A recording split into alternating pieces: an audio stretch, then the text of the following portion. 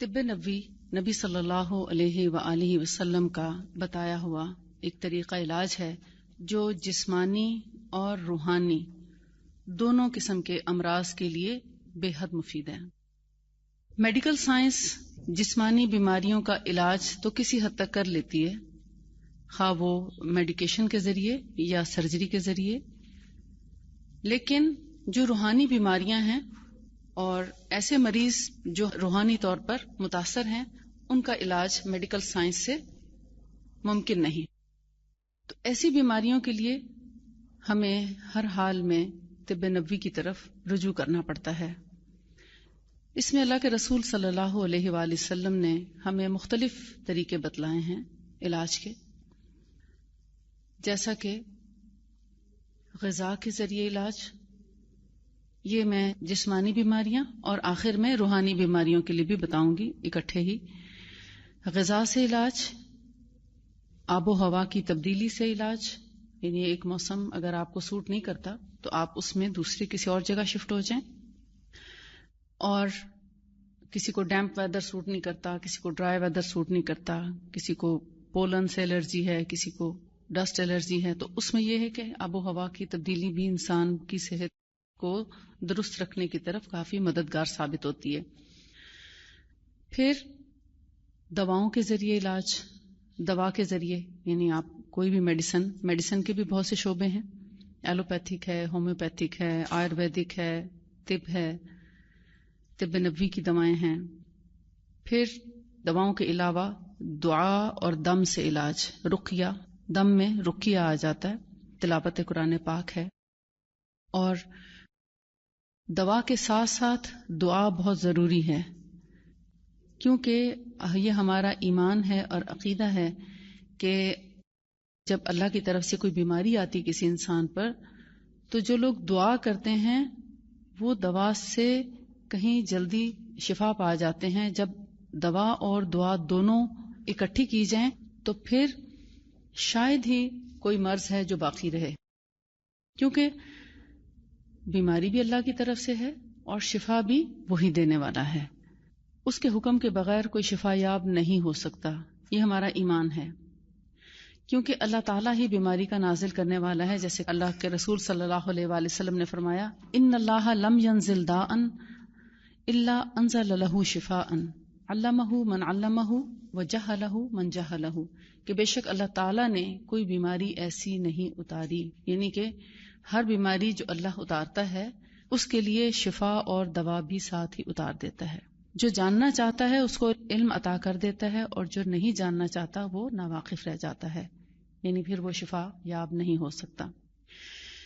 صحت کی ہماری زندگی میں بہت زیادہ اہمیت ہے۔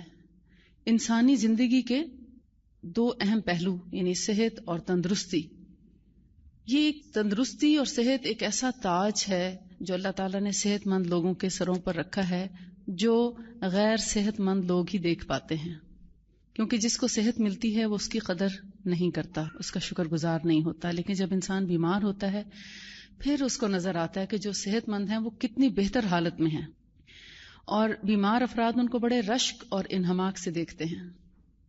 کبھی اپنی بیماری کو یاد کریں، ڈیلیوری کے بعد کے وقت کو یاد کریں، یا کوئی سی سیکشن یا کسی قسم کی کوئی سرجری ہوئی ہو، یا کبھی بہت شدید ٹیمپریچر ہو، تو آپ کے آس پاس جو گھر والے چلتے پھرتے ہیں اس وقت آپ ان کو کتنی حسرت سے دیکھتے ہیں کہ آپ اٹھ کے کچھ نہیں کر سکتے اور وہ کتنے اچھی حالت میں ہیں، سب کچھ کرنے کے قابل ہیں، مگر ہم جب سب کچھ کرنے کے قابل ہوتے ہیں تو تب ہم اللہ کی اس نعمت کا شکر ادا نہیں کرتے۔ حالانکہ بیماری جو ہے وہ مومن کے لیے گناہوں کے کفارے کا باعث ہے، لیکن اللہ تعالیٰ اس بات کو قطعاً پسند نہیں کرتے کہ مومن کو بیمار ہی رکھا جائے، اس لیے اللہ تعالیٰ نے ہمیں عافیت کا سوال کرنا بھی سکھایا، اور رسول اللہ صلی اللہ علیہ وآلہ وسلم نے اس کے لیے ہمیں دعائیں بھی سکھائی ہیں کہ ہم اللہ تعالیٰ سے عافیت کا سوال کریں، اور ایک حدیث میں آتا ہے کہ ایمان لانے کے بعد سب سے بڑی دولت صحت اور عافیت ہے، یعنی دو نعمتیں ہیں، ایک ایمان اور دوسری عافیت۔ عافیت ہوتا ہے بیماری سے بچ کے رہنا، یعنی جسم جو ہے آپ کا وہ کسی بھی قسم کی تکلیف اور بیماری سے بچا رہے۔ ایمان اور ایمان کے بعد صحت اور عافیت کی دعا اللہ تعالیٰ کو بہت محبوب ہے. اور اگر بیماری آ جائے تو اس کا علاج کرنا بھی مسنون ہے، یعنی علاج کرنا سنت ہے. ایسا نہیں کہ علاج کر کے ہم کوئی تقدیر کے اگینسٹ کوئی کام کرتے ہیں، ایسا نہیں ہے. اللہ کے رسول صلی اللہ علیہ وآلہ وسلم نے حسب ضرورت خود بھی دوا استعمال کی، یعنی جب ان کو کوئی تکلیف پہنچی خود بھی استعمال کی، اور صحابہ کرام کو اور امت کو بھی دوا کے استعمال کی تاکید فرمائی. جو دوائیں نبی صلی اللہ علیہ وآلہ وسلم سے ہم تک پہنچی ہیں یا ہمیں ان کا علم ملا ہے، اس میں بہت بڑا رول امام ابن القیم الجوزی کا ہے، جنہوں نے 18ویں صدی ہجری میں ایک ایسی کتاب لکھی جو طب کے اوپر مبنی ہے. پہلے انہوں نے زاد المعاد لکھی جس کے اندر طب کا ایک بہت بڑا چیپٹر ہے طب نبوی سے متعلق، لیکن بعد ازاں انہوں نے طب نبوی کے ٹاپک سے ایک پوری کتاب، مدلل کتاب لکھ دی، جس کے اندر وہ تمام احادیث موجود ہیں جو آپ صلی اللہ علیہ وآلہ وسلم سے کسی بھی علاج کے سلسلے میں مروی تھیں. جو احادیث وہ سب کی سب انہوں نے اس میں جمع کر دی. زیادہ تر امام ابن القیم الجوزی صحیح مسلم اور صحیح بخاری سے احادیث لے کر آتے ہیں علاج کے سلسلے میں، لیکن کچھ احادیث ان کی ابن ماجہ، ترمذی اور امام احمد اور اسی طرح نسائی وغیرہ سے بھی منقول ہیں. لیکن ان کی بڑی خوبی یہ ہے کہ وہ ان تمام احادیث کے ساتھ نیچے حاشیے میں ایک باقاعدہ نوٹ لکھتے ہیں کہ یہ حدیث اوتھینٹک ہے، یہ حدیث ضعیف ہے، ان کے راویوں میں ایک راوی فلاں جو ہے وہ اس کے بارے میں رائے ٹھیک نہیں ہے. اب جو طب نبوی ہے اس کا ہماری زندگی پر کیا پازیٹیو اثر ہو سکتا ہے اگر ہم اس کو اپنائیں؟ اکثر لوگ سوال کرتے ہیں، جو نیا کوئی بھی شخص پاس آئے تو پوچھتے ہیں اس کا کوئی سائیڈ ایفیکٹ تو نہیں ہوگا؟ پہلا سوال یہ کرتے ہیں لوگ. پھر کہتے ہیں کیا واقعی اثر کرے گی؟ دوسرا سوال. پھر تیسرا یہ کہ جو دوائیں ہم کھا رہے ہیں کیا وہ ہم چھوڑ دیں اور پھر صرف یہی استعمال کریں؟ یہ اکثر نئے لوگوں کے سوالات ہوتے ہیں. ایکچولی طب نبوی صرف وہی استعمال کر سکتا ہے جس کا ایمان اور عقیدہ اسٹرانگ ہوگا، کیونکہ جن دواؤں کے سائیڈ ایفیکٹس ہیں آلریڈی ہیں اور ان کے سائیڈ ایفیکٹس اس دوا کے ساتھ لپٹے ہوئے آتے ہیں، ان کو تو کبھی ہم نے کھول کے نہیں پڑھا، دیکھا نہیں. اور جس دوا کا سورس وحی الہی ہے یہ اسی طرح شک سے مبرہ ہے جیسے قرآن پاک. ذالک الکتاب لا ریب فیہ ھدی للمتقین، یہ ہدایت اللہ کی طرف سے آئی ہے، لہٰذا اس میں کسی قسم کی شک و شبہ کی گنجائش نہیں. وحی الہی جس کا سورس ہو، کیا اس میں شک کرنا چاہیے کہ وہ انسانوں کے لیے کوئی نقصان کا باعث بنے گی؟ ہمارا اس لحاظ سے کسی قسم کا شک کرنا شرک کے زمرے میں آتا ہے، کیونکہ جو چیز وحی الہی پر مبنی ہے، جو اللہ تعالیٰ نے خود اپنے نبی کو جو چیز سکھائی اور جو بتلائی، اس میں کسی قسم کا شک نہیں ہونا چاہیے. اور اگر کبھی جیسے مثال کے طور پر شہد کھانے سے کچھ لوگوں کو جلن محسوس ہوتی ہے یا گرمی محسوس ہوتی ہے، تو وہ شہد آپ کو بتاتا ہے کہ آپ کا کیا پرابلم ہے. وہ آپ کو صرف گرمی ہی محسوس کرائے گا، وہ آپ کو کوئی نقصان نہیں دے گا کہ آپ کے پیشاب میں یا آپ کے ناک میں خون آنے لگے اور آپ کو کوئی اور پرابلم شروع ہو جائے. ایسا نہیں ہے. جو آپ کا پرابلم ہے وہ انڈیکیٹ کرے گا. کئی ایسی مسنون چیزیں ہیں جیسے خس الہندی، خس البحری، ہنی، یہ آپ کو بتاتی ہیں کہ آپ کے جسم میں یہ مسئلہ ہے، آپ اس کا علاج کرائیں.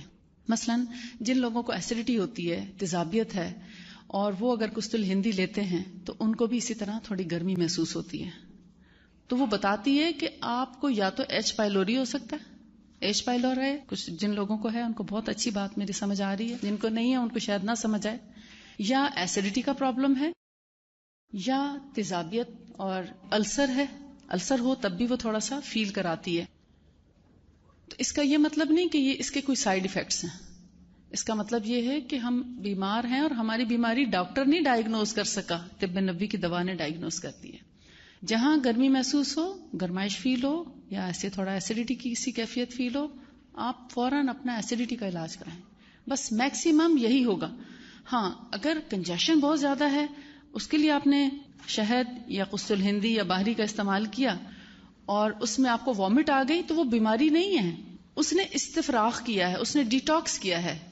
ابھی 2 ہفتے پہلے میرے ملتان میں اسی طرح کلاس تھی، تو وہاں 2 دن ریگولر کلاس تھی. تو اس کا یہ فائدہ ہوتا ہے کہ مثلا آج آپ نے جو چیزیں سنی، کل آپ کے ذہن میں جو سوال اٹھیں گے آپ کو اس کا جواب مل جائے گا. یا جو چیزیں آج آپ لے کر گئے اس میں کسی چیز کے بارے میں آپ کو کوئی ڈاؤٹ ہوا کہ سمجھ نہیں آئی کہ اس کو کیسے استعمال کرنا تھا، کس طریقے سے، یا کس بیماری کے لیے، نیکسٹ ڈے آپ کو سوال میں اس کی سمجھ آ جاتی ہے، اس کو بہت اچھا ایکسپلین کر دیتے ہیں. تو اسی طرح وہ ایک دن میں نے جو کچھ ان کو قسط الہندی کے بارے میں بتایا کہ کنجیشن اور سینے کے تمام امراض جیسے گلے کی خرابی، ماؤتھ السر اور تھائرائڈ، اور اس کے علاوہ برونکیول نمونیا، برونکائٹس، برونکیکٹسس، پلیورسی، کنجیشن، کاف، اس کا بہت اچھا علاج ہے. ایون ٹی بی کا بھی، ٹی بی میں بھی یہ بہت ہیلپ فل ہے قسط الہندی، کیونکہ یہ سارے کا سارا بلغم اکھاڑ کے باہر پھینکتی. تو جب انہوں نے سنا تو ان کے بچے کو بہت شدید کنجیشن اور کھانسی تھی، انہوں نے اپنے بچے کو دیا تو اس نے کافی بڑی وامٹ کر دی. تو کہتی میں نے جب اس کو دی 2-3 دفعہ میں اس نے اچھی خاصی وامٹ کی، لیکن اس کے بعد پھر وہ سکون سے سو گیا اور صبح تک سوتا رہا، ایک دفعہ بھی نہیں کھانسا. تو وہ بتا رہی تھیں ایک سادہ سے لفظوں میں کہ تقریباً آدھے لوٹے جتنا اس نے ریشہ اگل دیا. اب وہ ریشہ تھا، لنگز میں کھجلی ہوتی تھی، اس سے کھانسی ہوتی تھی، کھانسی کا علاج نہیں ہو پا رہا تھا، لہٰذا وہ بلغم اس کو تنگ کرتا تھا، ہر سانس کے ساتھ وہ اوپر نیچے جب ہوتا ہے تو کھانسی اٹھتی. وہ جب سارا اس نے اگل دیا تو ایک رات میں کھانسی کا آرام آ گیا. کوئی اور ہوتا تو وہ کہتا ہے قسط الہندی سے الٹیاں ہوتی ہیں، یعنی وامٹ شروع ہوگی، میں تو نہیں آئندہ دوں گی کیونکہ اس سے وامٹس ہوتی ہیں. اس نے اس بات کو سمجھا ہی نہیں، انڈرسٹینڈ ہی نہیں کیا کہ اس نے تو ڈیٹاکس کیا. نبی صلی اللہ علیہ وآلہ وسلم نے جتنے علاج بتائے ہیں اس میں آپ نے فرمایا سب سے اچھا علاج یہ ہے کہ جسم کے اندر سے ٹاکسنس نکال دیے جائیں، باڈی کو ڈیٹاکس کیا جائے. استفراغ، حدیث میں جو لفظ استعمال ہوا ہے اس کے لیے، ڈیٹاکس کے لیے استفراغ، عربی میں اسے استفراغ بولتے ہیں، یعنی جسم سے گندے مادے اور جو ٹاکسنس ہیں ان کو ریموو کر دینا اور ان کے بدلے جسم کے اندر ایسی صالح خوراک کا استعمال کرنا کہ پھر سے وہ ٹاکسنس دوبارہ نہ بنے. اور جسم کو ہلانا جلانا، موومنٹ کرنا، کچھ نہ کچھ واک کرنا، کچھ نہ کچھ یعنی ہلکی پھلکی ایکسرسائز کرنا کہ ہمارے بیٹھے بیٹھے جوڑوں میں ٹاکسنس جمع ہو جاتے ہیں جن کا نکالنا ضروری ہے. جب انسان اتنا کمزور ہو جائے، لاغر ہو جائے یا اتنا بوڑھا ہو جائے کہ وہ زیادہ چل پھر نہیں سکتا، بعض اوقات آپ دیکھتے ہیں کہ جب زیادہ ایج کے لوگ ہو جائیں تو وہ زیادہ موومنٹس نہیں کر سکتے بلکہ ان کو سہارا دے کے چلانا پڑتا ہے. تو ایسے میں وہ اپنے ٹاکسنس کیسے ریموو کر سکتے ہیں؟ پھر کسی نہ کسی ایسی دوا کی ضرورت پڑتی ہے جو ڈیٹاکس کرنے والی ہو. تو مسنون جتنی بھی دوائیں ہیں تقریباً سب کی سبھی ڈیٹاکس کرنے والی ہیں. کوئی ہلکی قسم کی ہے، کوئی میڈیم ہے، کوئی بہت اسٹرانگ ہے. یہ سنت علاج ہے. آج سائنس کتنا اس بات پر زور دے رہی ہے کہ ڈیٹاکسیفیکیشن کی جائے، اور جتنے یعنی نیچروپیتھس جو ہیں وہ اس بات پر بہت زیادہ ایمفیسائز کرتے ہوئے نظر آتے ہیں کہ جی آپ اپنی باڈی کو ڈیٹاکس کریں، کیونکہ دراصل ہمارے جسم کے اندر وہ گندے مادے ہوتے ہیں، وہ ٹاکسنز ہوتے ہیں جو ہمیں بیمار کرتے ہیں. تو بہتر ہے آپ ان گندے مادوں کا اخراج کریں تاکہ آپ کا جسم ان سے پاک ہو کر ایک صحت مند زندگی کی طرف بڑھے. تو یہ تو ہمیں 1400 سال پہلے ہی آپ صلی اللہ علیہ وآلہ وسلم نے فرما دیا تھا، مگر ہم ان کے ان الفاظ کو سمجھے نہیں یا کسی نے سمجھایا نہیں کہ استفراغ کا مطلب دراصل ڈیٹاکس کرنا ہی ہے. اب جب وہ ریشہ اگل دیتی ہے قسط الہندی، اس کے بعد نہ کھانسی رہتی ہے نہ کنجیشن. اب دیکھیں نبی صلی اللہ علیہ وآلہ وسلم نے ایک حرب کے بارے میں فرمایا جس کا نام ہے قسط الہندی. اس کے بارے میں آپ نے فرمایا کہ 7 اشفیہ یعنی 7 شفائیں ہیں اس کے اندر. ان 7 شفاؤں کا میں آپ کو تذکرہ کر دیتی ہوں، لیکن میں نے جو اپنی پریکٹیکل لائف میں، اپنی کلینکل پریکٹس میں جو اس کو استعمال کیا اور ان کو مزید اور جن بیماریوں میں انہی اعضاء سے ریلیٹڈ جن بیماریوں میں استعمال کر کے اس سے 100% یا 101% ریزلٹس لیے ہیں وہ بھی میں آپ کو انشاءاللہ بتاتی ہوں، تاکہ کیونکہ تجربات کی بنیاد پر جب بات کی جائے تو پھر انسان کو زیادہ اچھا سمجھ آتا ہے. لیکن اگر آپ کو صرف تھیوری بتاتے جائیں کہ یہ چیز مینشن ہے، اس کو لینا چاہیے، یہ نہیں پتا کہ کس طریقے سے لینا چاہیے اور کس بیماری میں کیسے لینا چاہیے، تو آپ اس سے بھرپور فائدہ نہیں اٹھا سکتے. میں سب سے پہلے قسط الہندی کی بات کروں گی کہ نبی صلی اللہ علیہ وآلہ وسلم نے فرمایا کہ ڈیٹاکسیفیکیشن کے لیے سب سے اچھی جو یعنی ایک ان کا لب لباب بتا رہی ہیں، ان کے الفاظ نہیں ہیں، حدیث کے الفاظ نہیں ہیں، یعنی جتنی میں نے اس سے متعلق احادیث پڑھی اس کا خلاصہ یہ ہے کہ جسم کے جو ہمارے میجر پارٹس ہیں، میجر پارٹس ہوتے ہیں دماغ، دل، جگر، گردے، پھیپھڑے، لنگز وغیرہ، ٹھیک ہے. ان اعضاء کی کارکردگی کو یہ بڑھاتی ہے. ان کے اندر جتنے غلیظ مادے ہوتے ہیں، ٹاکسنز ہوتے ہیں، ان کو نکالتی ہے. ان کے اندر خون کا دوران بڑھا دیتی ہے، پورے جسم میں دوران خون کو تیز کرتی ہے. اس کو کہتے ہیں blood circulation. Blood circulation improve ہوتی ہے اس کی وجہ سے، اور باڈی کو ڈی ٹاکس کرتی ہے، بلڈ کلین کرتی ہے. میں سعودیہ میں کنگ سعود یونیورسٹی کے جو ان کا جو ریسرچ سینٹر ہے وہاں سے اس پر ریسرچ کروا رہی ہوں. کینسر پر بھی ہو رہی ہے اس کی ریسرچ، اور جنرل ڈیزیزز پر بھی ہو رہی ہے. لیکن اس وقت تک جو ایک مین بات سامنے آئی ہے وہ یہ کہ یہ بہت بڑی اینٹی بیکٹیریل میڈیسن ہے، نیچرل. ہر قسم کے بیکٹیریا کو کل کرنے کی بہت اچھی صلاحیت رکھتی ہے. اس لیے جتنے بھی بیکٹیریل انفیکشنز ہوں یا وائرل انفیکشنز ہوں، ایک موٹی سی بات ہے، اس کی وجہ سے چاہے پیٹ خراب ہو جائے یا کنجیشن ہو جائے، گلا خراب ہو جائے، سور تھروٹ ہو یا سکن کے اوپر ریشز ہوں، کہیں بھی ریشز ہے، انفلیمیشن ہے، پین ہے، یہ دونوں دوائیں آپ یاد رکھیے. کھانے کا طریقہ میں انشاءاللہ آپ کو ساتھ ساتھ بتا دوں گی. جی وہ آتی ہے نا، میں اس کے ساتھ آپ کو بتاتی ہوں. وہ الگ بتاؤں گی یا الگ؟ ابھی جیسے میرے پاس سیمپل آ جاتے ہیں، میں انشاءاللہ اس کے ساتھ ان کا نام اور وہ سب چیزیں آپ کو مینشن کر دیتی. قسط الہندی اور قسط البحری، یہ دو دوائیں ہیں. یہ دونوں ملتی جلتی ہیں، لیکن چونکہ انسانوں کے مزاج اور انسانوں کی طبیعت مختلف ہوتی ہے تو اللہ تعالیٰ نے ان کے مزاج اور طبیعت کے مطابقت رکھتے ہوئے دونوں دواؤں کا اہتمام کیا کہ گرم مزاج کے لوگ یہ ایک قسم کی لے لیں اور ٹھنڈے مزاج کے لوگ دوسری قسم کی لے لیں. کچھ کے ہاتھ پاؤں جلتے ہوں گے اور کچھ کے ہاتھ پاؤں ٹھنڈے رہتے ہوں گے، ہوتا ہے نا ایسے. اور کچھ لوگ ایسے ہیں کہ اگر ان کو کتنی گرم چیزیں دے دیں کوئی فرق نہیں پڑتا. لیکن بعض لوگ ایسے ہوں گے جن کو چائے پینے سے بھی شاید جلن ہو جائے، یا تھوڑی سی مسالہ مرچ تیز ہو تو ان کو جلن ہو جائے گی. تو فرق ہے نا، پیاس زیادہ لگے گی، گھبراہٹ فیل کریں گے اور چاہیں گے کہ کوئی ٹھنڈی چیز لیں تاکہ ان کا کوئی بیلنس ہو جائے جو انہوں نے کوئی گرم چیز. یا گوشت کھانے سے بھی ایون کچھ لوگوں کو تپش ہونا شروع ہو جاتی. تو ان دونوں کا مزاج فرق ہے ایکچولی. یا آپ یہ بھی کہہ سکتے ہیں کہ سردی کے موسم میں ہندی زیادہ تر لی جائے اور گرمیوں کے موسم میں باہری زیادہ لے لی جائے، تو اس سے بھی آپ کو تھوڑا سہولت ہو جائے گی اس کے لینے میں. اب جیسے آج کل کسی وقت سردی کی لہر آ جاتی ہے اور کسی وقت جو ہے موسم تھوڑا سا گرم ہو جاتا ہے، تو جب ٹھنڈک کی وجہ سے کوئی تکلیف پہنچے، سردی کی وجہ سے دردیں ہو جائیں یا کہیں انفلیمیشن ہو جائے درد کے ساتھ، آپ نے جیسے درد بھی ہے مگر اس حصے کو بہت زیادہ جیسے کہتے ہیں نا کام کاج کر کے یوز کیا اور اس کے بعد پھر سویلنگ ہو گئی ہے، انفلیمڈ ہو گئے ہیں جوائنٹس یا کوئی بھی حصہ، پاؤں یا لیگز یا نیز وغیرہ، تو وہ انفلیمیشن ہو یا درد ہو، ایسی صورت میں پھر ہندی کا استعمال کیا جائے. لیکن جب ریشز ہو جائیں، ریشز عموماً ہوتے ہیں یعنی جیسے کوئی گرم چیز آپ کھائیں تو آپ دیکھتے ہیں پمپلز نکل آتے ہیں، دانے نکل آتے ہیں، کوئی نہ کوئی پھوڑا پھنسی. اور اسی طرح گرم چیز کھائیں تو منہ جل جاتا ہے اور سور ہو جاتا ہے. اسی طرح گلا بھی عموماً جیسے اکثر لوگوں کو تو سردی سے خراب ہوتا ہے لیکن بہت سے لوگوں کو گرمی سے بھی خراب ہوتا ہے. یعنی زیادہ گرمی ہو جائے، کوئی گرم چیز، چائے کا گرم گھونٹ پی لیا، سویل کر گئے ٹانسس. گرمی کی وجہ سے اگر خراب ہوا ہے تو قسط البحری. یہ اگر آپ کو ان دونوں کا واضح پتہ چل جائے فرق تو آپ گھر بیٹھے اپنا اور اپنے بچوں کا علاج کر سکتے ہیں ان تمام بیماریوں کے لیے. سور تھروٹ میں قسط البحری بہت اچھا کام کرتی ہے. سور تھروٹ، ماؤتھ السرز، آپ دیکھتے ہیں کہ ماؤتھ السرز کا کسی اینٹی بایوٹک میں کوئی علاج نہیں ہے. لوگ منہ میں چھالے لیے پھرتے ہیں اور مسلسل چھالوں سے کھا بھی نہیں سکتے، پھر لیکوڈز لینا پڑتے ہیں، چبا نہیں سکتے، مرچ نہیں کھا سکتے یا کوئی بھی کھٹی اور مرچ مسالے والی چیز نہیں لے سکتے. تو ان سب کا علاج قسط البحری میں ہے. ایسے لوگ تو ہر تھوڑی دیر کے بعد ایک چٹکی بھی منہ میں رکھ لیں ڈرائی پاؤڈر اس کا، تو تب بھی وہ اس کو ہیل کر دیں گے.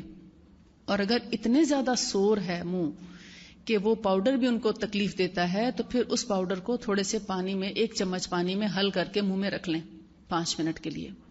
اور اسی طرح سوتے وقت بھی جب مسواک وغیرہ کر کے سونے لگیں تو اینڈ میں اس کا ایک گھونٹ کچھ دیر منہ میں رکھ کے نگل کے سو جائیں اسی قسط البحری کے ذائقے کے ساتھ، تاکہ رات بھر میں وہ ہیلنگ کرتا رہے.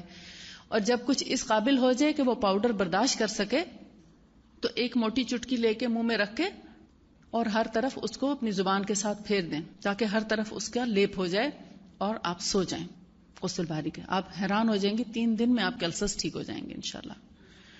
کسی کے بہت گہرے ہیں تو ہو سکتا ہے ہفتہ لگ جائے 10 دن لگ جائیں, لیکن 2 ہفتے سے زیادہ کبھی کسی کے نہیں لگے. اتنا کوئکلی ریلیف ہوتا ہے آپ خود حیران ہو جائیں گے کہ یہ اتنا یعنی تیز اثر اور اتنی زود اثر دوا ہے اور آج تک ہم اس سے لا علم تھے.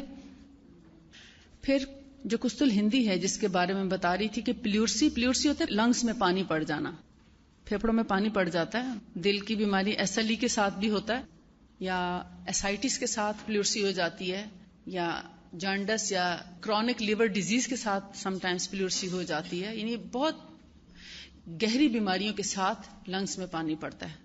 موسٹلی ہارٹ کے ساتھ پرابلم ہو تو اس میں لنگس میں بھی پانی آ جاتا ہے. تو پلیورسی کا علاج کیا ہے کہ اس کی گلوری بنا کے منہ میں جیسے پان کی گلوری بناتے ہیں نا, تو یعنی اس کی ایک ½ ٹی اسپون جتنی ایک مقدار لے کے پاؤڈر کی آپ اپنے مسوڑے کے ایک سائڈ پہ رکھ دیں تاکہ اس کا ہلکا ہلکا اثر حلق سے گزرتا رہے اور وہ پلیورسی کو یعنی جیسے جیسے اس سانس کے ساتھ اس کا افیکٹ جائے گا اس کو فائدہ پہنچائے گی. دوسرا, اس کو انہیل کر لیں, یعنی تھوڑا سونگھ لیں پاؤڈر ہتھیلی پہ رکھ کے. اگر آپ کنفرم کرنا چاہتے ہیں کہ دونوں نتنوں میں گیا کہ نہیں تو ایک طریقہ تو یہ ہے ہتھیلی پہ ڈالیں اور ایک نتنا بند کر کے اس کو زور سے انہیل کریں تو وہ آپ کے یہاں نتنوں میں لگ جاتی ہے, وہ اوپر لنگس میں نہیں پہنچتی. پھر اسی طرح دوسری طرف سے پریس کر کے اور اس طرف سے سونگیں اور یہ اس نتنے میں بھی لگ جائے گی. یہ انہیلر کا کام کرتی ہے. تو جن لوگوں کو ایستھما ہو, پلیورسی ہو, بہت زیادہ کنجیشن ہو, نمونیا ہو, تو یہ ناک میں اس طرح انہیل ضرور کرائیں. چھوٹے بچے سونگ نہیں سکتے تو ان کو تھوڑا سا پاؤڈر یہاں نتنوں پہ لگا دیں. ایسے جب آپ لگا دیں گے تو وہ جو ان کے سانس کے ساتھ اس کا اسمیل ہی اندر جائے گی اسی سے ان کو شفا ہو جائے گی انشاءاللہ. اور ساتھ میں کھانے یا پینے کے لیے بھی ان کو دی جائے کست الہندی. کست الہندی ان چیزوں کے لیے کیونکہ یہ بڑی ڈیپتھ میں جانے والی, آپ لنگز ہیں نا, اندر تھیلیاں ہیں ہماری ایک قسم کی ہوا کی تھیلیاں, بالکل جسم سے ایک الگ سے ایک چیز اندر لٹک رہی ہے, تو وہاں تک اینٹی بایوٹک بھی اتنی جلدی اثر نہیں کرتی. پلیورسی کا بھی کیا حل نکالا ہے کہ وہ لنگ سے پانی نکالتے ہیں, اور اگر بہت زیادہ انفیکشن ہو جائے, پھوڑے جن کو برونکیکٹسس بولتے ہیں, اس کا علاج بھی آپ صلی اللہ علیہ وسلم نے فرمایا کست الہندی میں ہے. ڈاکٹرز اتنا پارٹ لنگس کا کاٹ دیتے ہیں اور باقی لنگ کو سی دیتے ہیں, لیکن کست الہندی کا یہی عمل سونگنا اور منہ میں گلوری رکھنا, اور کسی وقت اس کا کہوا بنا کے یا کہوے کے بغیر عام نارمل, گرمی کا موسم ہو تو نارمل پانی میں پئیں, سردی کا موسم ہو تو گرم پانی میں بھی پی سکتے ہیں تاکہ اس کا ایفیکٹ آپ کی چھاتی تک پہنچے.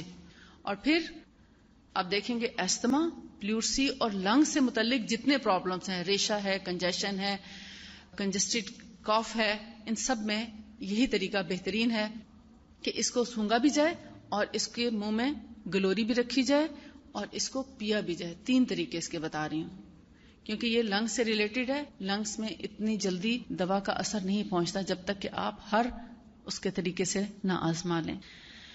اب ہے ٹانسلائٹس, گلے کی خرابی, ٹانسز پھول جائیں, گلٹیاں بن جائیں گلے میں, اور پھر اس کے ساتھ ہم اس کا کیسے علاج کریں. تو آپ صلی اللہ علیہ وسلم نے لوزتین, یہ ٹانسلائٹس کے لیے اس کا جو طریقہ فرمایا وہ یہ کہ کست البحری کو, یعنی اگر گرمی سے ہیں تو کست البحری استعمال کریں گے, اور اگر سردی سے گلا خراب ہوا ہے تو کست الہندی استعمال کریں گے. تو کست البحری کو آپ اس دور میں کیا کرتے تھے کہ اس کی جڑ لے کے مٹی کے برتن میں خوب رگڑتے تھے, پانی لگا کے خوب رگڑتے تھے, اور پھر اس کے اندر مزید پانی ڈال کے تو اس کو نتنوں میں ڈالتے تھے, اس پانی کو مکس کر کے نتنوں میں ڈالتے تھے. یہ ہندی ہے, ڈارک کلر کی جو ہے نا ہندی ہے, جو سردی کے موسم میں بھی استعمال کرتے ہیں, اور شدید بیماریوں میں, گردے کے فیل ہونے میں, گردوں کی بیماری, پتھری ہو, انفلیمیشن ہو, گردے کا انفیکشن ہو, ہائیڈرونیفروسس ہو جائے, پیشاب بند ہو جائے, پیشاب کا نہیں آ رہا, تو اس میں یہ ہندی ہی کام کرے گی. UTI کا پرابلم ہو تب بھی یہ ہندی کام کرے گی. گردے کی بیماری میں آپ صلی اللہ علیہ وسلم نے فرمایا یہ کمپلیٹ کیور ہے. گردے کی کوئی بیماری ہو, گردے شرنک ہو جائیں, گردے فیل ہو جائیں, کتنے %؟ 100% بھی اگر فیل ہیں تو 100% ایک یہ کستل ہندی رینل فیلئر میں استعمال کراتے ہیں. نمبر 2 ہومیوپیتھک میڈیسن میں دیتی ہوں. اور نمبر 3 اونٹنی کا دودھ اور اس کے بچے کا پیشاب. یہ جو اونٹنی کا دودھ اور بچے کا پیشاب ہے یہ آپ صلی اللہ علیہ وآلہ وسلم ہی کی ریکمنڈیشن ہے. یہ بخاری کی حدیث ہے جس میں اونٹنی کے دودھ اور پیشاب کا ذکر ہے, جہاں آپ نے اسائٹس کہتے ہیں استسقاء, باب استسقاء میں اگر آپ پڑھیں بخاری میں تو آپ کو وہ حدیث مل جائے گی. کافی لمبی حدیث ہے جس میں آپ نے ایک قبیلے کا ذکر کیا کہ اس کے لوگ کچھ آئے مدینہ میں اور ان کو پیٹ میں پانی پڑ گیا اور وہ بیمار ہوئے, تو آپ نے فرمایا کہ ان کو زکوٰۃ میں آئی ہوئی اونٹنیوں کا دودھ اور ان کا پیشاب بھی اس دودھ میں ملا کر پلایا جائے. وہاں سے جب ہم نے اس کو لیا تو سوچا کہ چونکہ وہ جگر کی بہت بڑی دوا ہے اونٹنی کا دودھ, hepatitis B, C, A, B, C, D تک آپ اس کو استعمال کرائیں, تمام کے تمام ہیپاٹائٹس کو ٹھیک کرنے کی پوری قوت رکھتا ہے اونٹنی کا تازہ دودھ. نہ اس کو فریز کیا جائے, نہ اس کو بوتلوں میں بھر کے فریج میں رکھا جائے, نہ اس کو گرم کیا جائے. جیسے ماں کا دودھ فوری دیا جاتا ہے, ایز اٹ از اونٹنی کا دودھ تازہ گرم پلایا جائے. یعنی اس کے اندر اس کی گرمائش بھی ہو تو وہ آپ کو دنوں میں ٹھیک کر دے گا. یعنی رینل فیلئر بھی آپ کا 2 مہینے میں کیور ہو سکتا ہے اگر آپ فریش دودھ اونٹنی کا اس کو پلا سکیں. اور ساتھ میں اس کے بچے کا پیشاب, چونکہ ایک تو لائٹ ہوتا ہے کیونکہ بچہ صرف ماں کا دودھ پیتا ہے, کوئی گھاس پھوس کوئی اور چیز نہیں کھاتا. ویسے بھی آپ کو اس بات کا پتہ ہونا چاہیے کہ اللہ کے رسول صلی اللہ علیہ وسلم نے فرمایا کہ اونٹ کا دودھ جس طرح پاک ہے اسی طرح اس کا پیشاب بھی پاک ہے, اس کا پخانہ بھی پاک ہے, نجس نہیں ہے, ناپاک نہیں ہے. یعنی اونٹ کی ہر چیز پاک ہے. اور اونٹ کو اللہ تعالیٰ نے آگ سے پیدا کیا ہے, مٹی سے پیدا نہیں کیا. یہ بھی آپ کے علم میں ہونا چاہیے, یہ آگ سے پیدا کیے گئے ہیں اونٹ. جی. اور باڑے میں کام کرنے والوں کے کپڑوں پر اگر اس کا پیشاب یا پخانہ ہو تو ان کا یعنی اگر وضو ہے تو ایسی حالت میں ان کی نماز بھی ہو جاتی ہے. یعنی باڑے میں نماز نہ پڑھیں, باڑے سے ہٹ کے پڑھیں, مگر اگر اس زمین پر تھوڑا بہت اثر بھی ہو پیشاب کا تو تب بھی نماز ہو جاتی ہے کیونکہ یہ پاک ہے. تو یہ چیز ہمیں پتہ ہونی چاہیے کہ کون سی چیز کو ہمارا دین پاک کہتا ہے اور کون سی چیز کو ناپاک کہتا ہے. جب ہم مسکنسیپشن رکھتے ہیں نا تو ہم بہت سی بیماریوں میں گھر جاتے ہیں. اب آپ دیکھیں انہی بیماریوں میں گھرے ہوئے ہیں جن کو جب تک ہم نہیں مانیں گے ہم نہیں نکل سکیں گے. ہر دوسرے تیسرے گھر کا بندہ گردے کا بیمار ہے کہ نہیں؟ اگر میں آپ سے کہوں کہ آپ کے گھروں میں یعنی آپ کے خاندانوں میں کتنے لوگوں کے گردوں کی بیماری ہے, چاہے وہ پتھری ہے, چاہے وہ گردے کا درد ہے, چاہے وہ ہائیڈرونیفروسس ہے, چاہے وہ رینل فیلئر کا کیس ہے, کریٹینن ہائی ہو گیا, ڈائلسس پہ ہیں, کتنے لوگوں کے فیملی میں گردے کے مریض ہیں یا UTI کا پرابلم ہے؟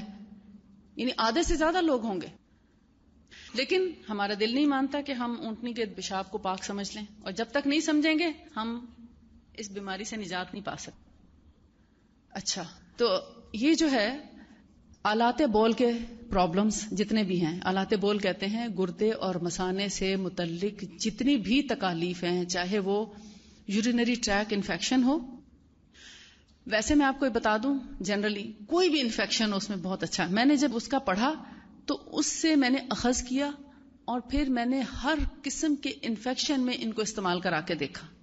الحمدللہ ہر انفیکشن ٹھیک ہوا. جن لوگوں کا گرمی کا مزاج تھا ان کو ہم نے پہلے یہ دی وائٹ والی کستل بہری, یعنی جن کے ہاتھ پاؤں میں جلن ہوتی ہے یا جن کو بہت زیادہ گرمی لگتی ہے, بہت زیادہ ان کو AC کے بغیر نہیں رہ سکتے, ہوا کے بغیر نہیں رہ سکتے, ان کو پہلے ہم یہ استعمال کراتے. جب ان کا مزاج معتدل ہو جاتا ہے پھر ہم بعد میں ان کو یہ دیتے ہیں. حتیٰ کہ گردے فیل کے مریض کو بھی اگر گرمی اور تپش بہت زیادہ ہے تو ہم پہلے یہ دے دیتے ہیں. یا ایسیڈیٹی کا پرابلم ہے, جلن ہے, اس کے ساتھ معدے کا علاج بھی کرتے ہیں, گرمی کا علاج بھی کرتی ہوں اس کے بعد, اور ساتھ ساتھ یہ بھی دیتے ہیں. پھر ہم یہ استعمال کریں. یہ بہت اسٹرانگ دوا ہے, کسی بھی اینٹی بایوٹک سے زیادہ افیکٹو ہے. اس کو آپ ہندی, یہ زیادہ افیکٹو ہے. اگر آپ اس کو آزمانا چاہیں, جیسے 2 لوگ بیمار ہونا اور دونوں کے ایکولی ٹانسلز بڑے ہوئے ہیں, مثلا ایک کو آپ اینٹی بایوٹک شروع کرا دیں اور ایک کے ناک میں یہ ڈالنا شروع کریں, ساتھ میں کھلانا بھی شروع کریں. یہ دوسرے دن ٹھیک ہوگا, اس کے استعمال کرنے والا اینٹی بایوٹک والا 8 دن بعد ٹھیک ہوگا, اور 8 دن گزریں گے اینٹی بایوٹک والا دوبارہ بیمار ہو جائے گا, یہ انشاءاللہ دوبارہ بیمار بھی نہیں ہوگا. اتنا کوئک ریلیف ہے اس سے انشاءاللہ. اور وہی سائیڈ ایفیکٹس ہے نا کہ امیونٹی ویک ہو جاتی ہے, اور پھر نئی بیماری کے لیے انسان پہلے سے زیادہ تیزی کے ساتھ جو ہے وہ آمادہ ہو جاتا ہے یا بیمار جلدی ہو جاتا ہے. اچھا ڈارک والی actually antibacterial medicine strong والی یہی ہے. ڈارک والی کڑوی بھی بہت ہے, اسمیل بھی بڑی اسٹرانگ ہے. جنہوں نے کبھی نہیں کھائی وہ پہلی دفعہ کھا بھی نہیں سکتے, مطلب ان کو مشکل لگتا ہے. اب میں تو منہ میں اس کو رکھ بھی لیتی ہوں کیونکہ میں نے سارے ایکسپیرینسز اپنے اوپر کیے ہیں. سب سے پہلے خود کھاتی ہوں, کسی بھی تکلیف میں, تھکن میں, بیماری میں, کوئی بھی تکلیف ہو تو پہلے اپنے اوپر تجربات کیے, پھر اپنے بچوں پہ, اپنے گھر والوں پہ, پھر اپنے پیشنٹس پہ. الحمدللہ اب میرے پاس تھاؤزنڈس کے حساب سے اس کے ریزلٹس موجود ہیں الحمدللہ. دیکھیں چھوٹے بچوں کو, بہت چھوٹے بچوں کو تو آپ چٹکی بھی دے دیں گے نا, ٹھیک ہے, اس کو آپ شہد میں ملا کر دے دیں, ٹھیک ہے. یہ بیری کا شہد ہے اور بالکل پیور فریش اکتوبر کا بنا ہوا ہے, قدرتی شہد ہے. جتنا شہد اچھا ہوگا اتنے ہی پھر آپ کو ریزلٹس بھی اچھے ملیں گے. ایکچولی جب تک کوئی چیز بذات خود ٹھیک نہیں, آپ اس سے اچھے ریزلٹس نہیں لے سکتے, ٹھیک ہے. گھر سارے ہی آباد نظر آتے ہیں, لیکن جن گھروں میں اچھی بہویں جاتی ہیں یا اچھی لڑکیاں جاتی ہیں ان گھروں کا سکون اور ان کا ماحول کچھ اور ہوتا ہے. لیکن جن گھروں میں نیگیٹو تھاٹس کی لڑکی چلی جاتی, پھر وہ بےچارے پردے ہی ڈالتے رہتے ہیں اور گزارا کرنے کی کوشش کرتے رہتے ہیں. اسی طرح میری یہ کوشش ہوتی ہے کہ اپنی اٹموسٹ کوشش کر کے چیز کی پیورٹی اتنی رکھوں جتنی کہ اللہ کے رسول صلی اللہ علیہ وآلہ وسلم کے گھر میں تھی. میری ہر ممکن اتنی ہی کوشش ہے. ہاں اگر اس میں کوئی جیسے آپ کہہ لیں کہ کھاد کے حوالے سے ہے, وہ بھی میری کوشش ہوتی کہ میں را مٹیریل لوں جہاں کھاد استعمال نہیں ہوتی. جن علاقوں میں کھاد ہے ہی نہیں یا وہ اتنے غریب علاقے ہیں کہ وہاں کھاد بھی استعمال نہیں کر سکتے, صرف بارش کے پانی سے ہی قدرتی طور پر اگتی ہیں چیزیں. مثال کے طور پر ہم تلبینہ جو لیتے ہیں وہ ایسے پنجاب کے, جنوبی پنجاب کے ایسے علاقوں سے لیتے ہیں جہاں پر سوائے بارش کے اور پانی کا بھی ارینجمنٹ نہیں ہے. تو ان جگہوں سے ہم یہ جو لے کر اور اسے تلبینہ بنایا جاتا ہے کہ جو بالکل کھاد اور سپرے سے محفوظ ہے, پاک ہے. اچھا جو ہلکے رنگ کی ہے یہ گرم مزاج لوگوں کے لیے مفید ہے, جن کو گرمی لگتی ہے, ہاتھ پاؤں میں جلن ہوتی ہے, بہت گرمی کا اثر ہے, ایسیڈیٹی ہے, السر ہے, معدے میں زخم ہے, منہ میں زخم ہے, چھالے ہیں, پمپلز ہیں اور ویجائنل انفیکشنز وغیرہ قسم کی چیز. ابھی صرف انفیکشنز کی بات ہو رہی, وہ کہیں کا بھی انفیکشن ہے یا السر ہے تو اس کے اندر باہری استعمال ہوگی. پھر اگر جلن نہیں ہے, تیزابیت نہیں ہے, السر نہیں ہے تو پھر یہ پہلے نمبر پہ آئے گی. اسی سے ایستما, اسی سے پلیورسی, اسی سے کنجیشن, اسی سے باقی انفیکشنز وغیرہ جو ہیں وہ اس سے ٹھیک ہو. ڈیٹاکس کرنے کے لیے یہ دی بیسٹ ہے پاؤڈر. اور دوسرا اگر شوگر نہیں ہے تو شہد میں ملا کر بھی لے سکتے ہیں, اور اگر شوگر ہے تو سادہ لیں پانی کے ساتھ, سردیوں میں گرم پانی کے ساتھ اور گرمیوں میں عام روم ٹیمپریچر پانی کے ساتھ لیں. اور طریقہ یہ ہے جیسے جسم میں اگر دردیں ہیں, خاص طور پہ تھکن ہے, فٹیک ہے, آپ کہتے ہیں مجھ سے اٹھا نہیں جاتا, بیٹھا نہیں جاتا, کام نہیں کیا جاتا, جو میں چاہتی ہوں میں کروں وہ میں کر نہیں سکتی, تو ایسے میں اس کی 1 چائے کی چمچ ایڈلٹس کے لیے, آپ سب لوگوں کے لیے 1 چائے کی چمچ سیدھی کر کے پلین کر کے اوپر سے لیول ٹی سپون 1 گھونٹ پانی میں ڈال دیں, رات کو مکس کر کے رکھ دیں, اور صبح خالی پیٹ اس کو بھلے نماز سے پہلے ہی لے لیں, کیونکہ اگر نماز سے پہلے لیں گے تو یہ کینسر کی بھی بہت بڑی دوا بن جاتی ہے, پھر یہ کینسر میں بھی ہیلپ کرتی ہے. نماز سے پہلے لینے میں حکمت یہ ہے کہ جب آپ نماز پڑھتے ہیں تو آپ کے پورے جسم کے اندر اس کو دوڑا دیتی, خون کے اندر شامل ہو جاتی, پوری ایکسرسائز ہو جاتی ہے نماز میں. تو نماز سے پہلے لیں, زیادہ افیکٹو ہے. لیکن جن لوگوں کو تھائرائیڈ کا پرابلم ہے اور ان کو ضروری ہے کہ وہ تھائرائیڈ کی دوا پہلے کھائیں ہر حال میں, تو بے شک وہ تھائرائیڈ کی دوا پہلے لے لیں اور اس کو نماز کے بعد لے لیں, 10-15 منٹ کا وقفہ کرتے ہیں. 1 T spoon level T spoon رات کو سونے سے پہلے بھگو دیں اور صبح میں نماز سے پہلے پی لیں, اور اس کے بعد 1 گلاس پانی پینا ضرور ہے, یہ ضروری ہے 1 گلاس پانی پینا. ہاں رینل فیلئر کے جو پیشنٹس ہیں وہ 1 گلاس نہ پئیں, وہ اگر زمزم ملا ہوا پانی ہے تو آدھا گلاس پی لیں. زمزم کے بغیر رینل فیلئر کے پیشنٹس کو پانی نہ دیں ورنہ وہ ڈائجسٹ نہیں کر سکیں گے. جتنے گردے فیل کے مریض ہیں وہ زمزم ملا پانی ضرور پیا کریں. کیونکہ جب پانی میں زمزم مل جاتا ہے تو گردوں کو کام کم کرنا پڑتا ہے. زمزم گردوں میں نہیں جاتا، ڈائریکٹ خون میں شامل ہو جاتا ہے، اس لیے گردوں پہ بوجھ نہیں پڑتا پانی کا. گردوں کو پانی کی صفائی نہیں کرنی پڑتی. جب زمزم خالص پیا جائے تو اور بھی زیادہ افیکٹو ہو جاتا ہے. لیکن جس پانی میں شامل ہو اس کو بھی یہ بڑا ڈومینیٹنگ پراپرٹیز رکھتا ہے زمزم، اس پانی کو اپنے جیسا کر لیتا ہے. لہذا زمزم ملا پانی دیں جن کے گردوں کا مسئلہ ہو. اب رات کو 1 گھونٹ بھگو کے صبح 1 گھونٹ پی کے اور اس کے بعد 1 گلاس نارمل روٹین کے لوگ جو ہیں وہ پئیں گے. ٹھیک ہے، آپ تھک گئے ہیں، آپ نے زیادہ واک کر لی، آپ زیادہ مہمان آئے تھے، تھک گئے، تو ایسی صورت میں بھی کبھی اس کو آزما کے دیکھیں، آپ کی واقعی دردیں، تھکن، سب انفلیمیشن ٹھیک ہو جائے گی انشاءاللہ. کبھی 1 خوراک سے، کبھی 3 خوراک سے، یعنی دوسرے دن تیسرے دن. اور آرتھرائٹس کے مریض اگر اس کو لے رہے ہیں یا ہارمونل پرابلمس میں بھی یہ بہت افیکٹو ہے، تو اس کا طریقہ یہ ہے کہ دوا پورے 1 مہینہ لے کر 5 سے 6 دن کے لیے چھوڑ دیں. اسی طریقے سے لیتے رہیں. آرتھرائٹس میں یا کرونک ڈیزیز میں، جیسے گردے فیل کا مریض ہے یا اس کو یعنی لنگس کا کوئی پرابلم ہے مثلا، جس کو ریگولر بیسس بے اولاد جوڑے جن کی اولاد نہیں ہو رہی، اس پہ بھی ہم نے اس کو آزما کے دیکھا، اس میں بھی الحمدللہ ہمیں 99% ریزلٹس ملے اس کے. بے اولادی کا مرض کا اس کے اندر بہت اچھا علاج ہے. مینسٹرل پرابلمس، جتنے بھی مینسز کے مسائل ہیں، مینسز کم آ رہے ہیں، زیادہ آ رہے ہیں، نہیں آتے، بالکل ہی ختم ہو گئے ہیں، بالکل ہی بند نہیں ہوتے، استحاضہ کا مسئلہ ہے، جاتے ہی نہیں، بھلے کوئی بھی پرابلم ہے مینسز سے ریلیٹڈ، آپ اس کو مستقل لیتے رہیں. 1 مہینہ لینے کے بعد 5 سے 6 دن کے لیے اس کو ڈراپ کر دیں اور پھر اس کے بعد دوبارہ سے 1 مہینہ لیں اور پھر 5-6 دن کے لیے چھوڑ دیا کریں. اسی طرح آپ کم از کم 3 مہینے تک لیں، کم از کم 3 مہینے. پھر اگر ضرورت ہو 1 مہینہ یا 2 مہینہ اور مزید لی جا سکتی ہے.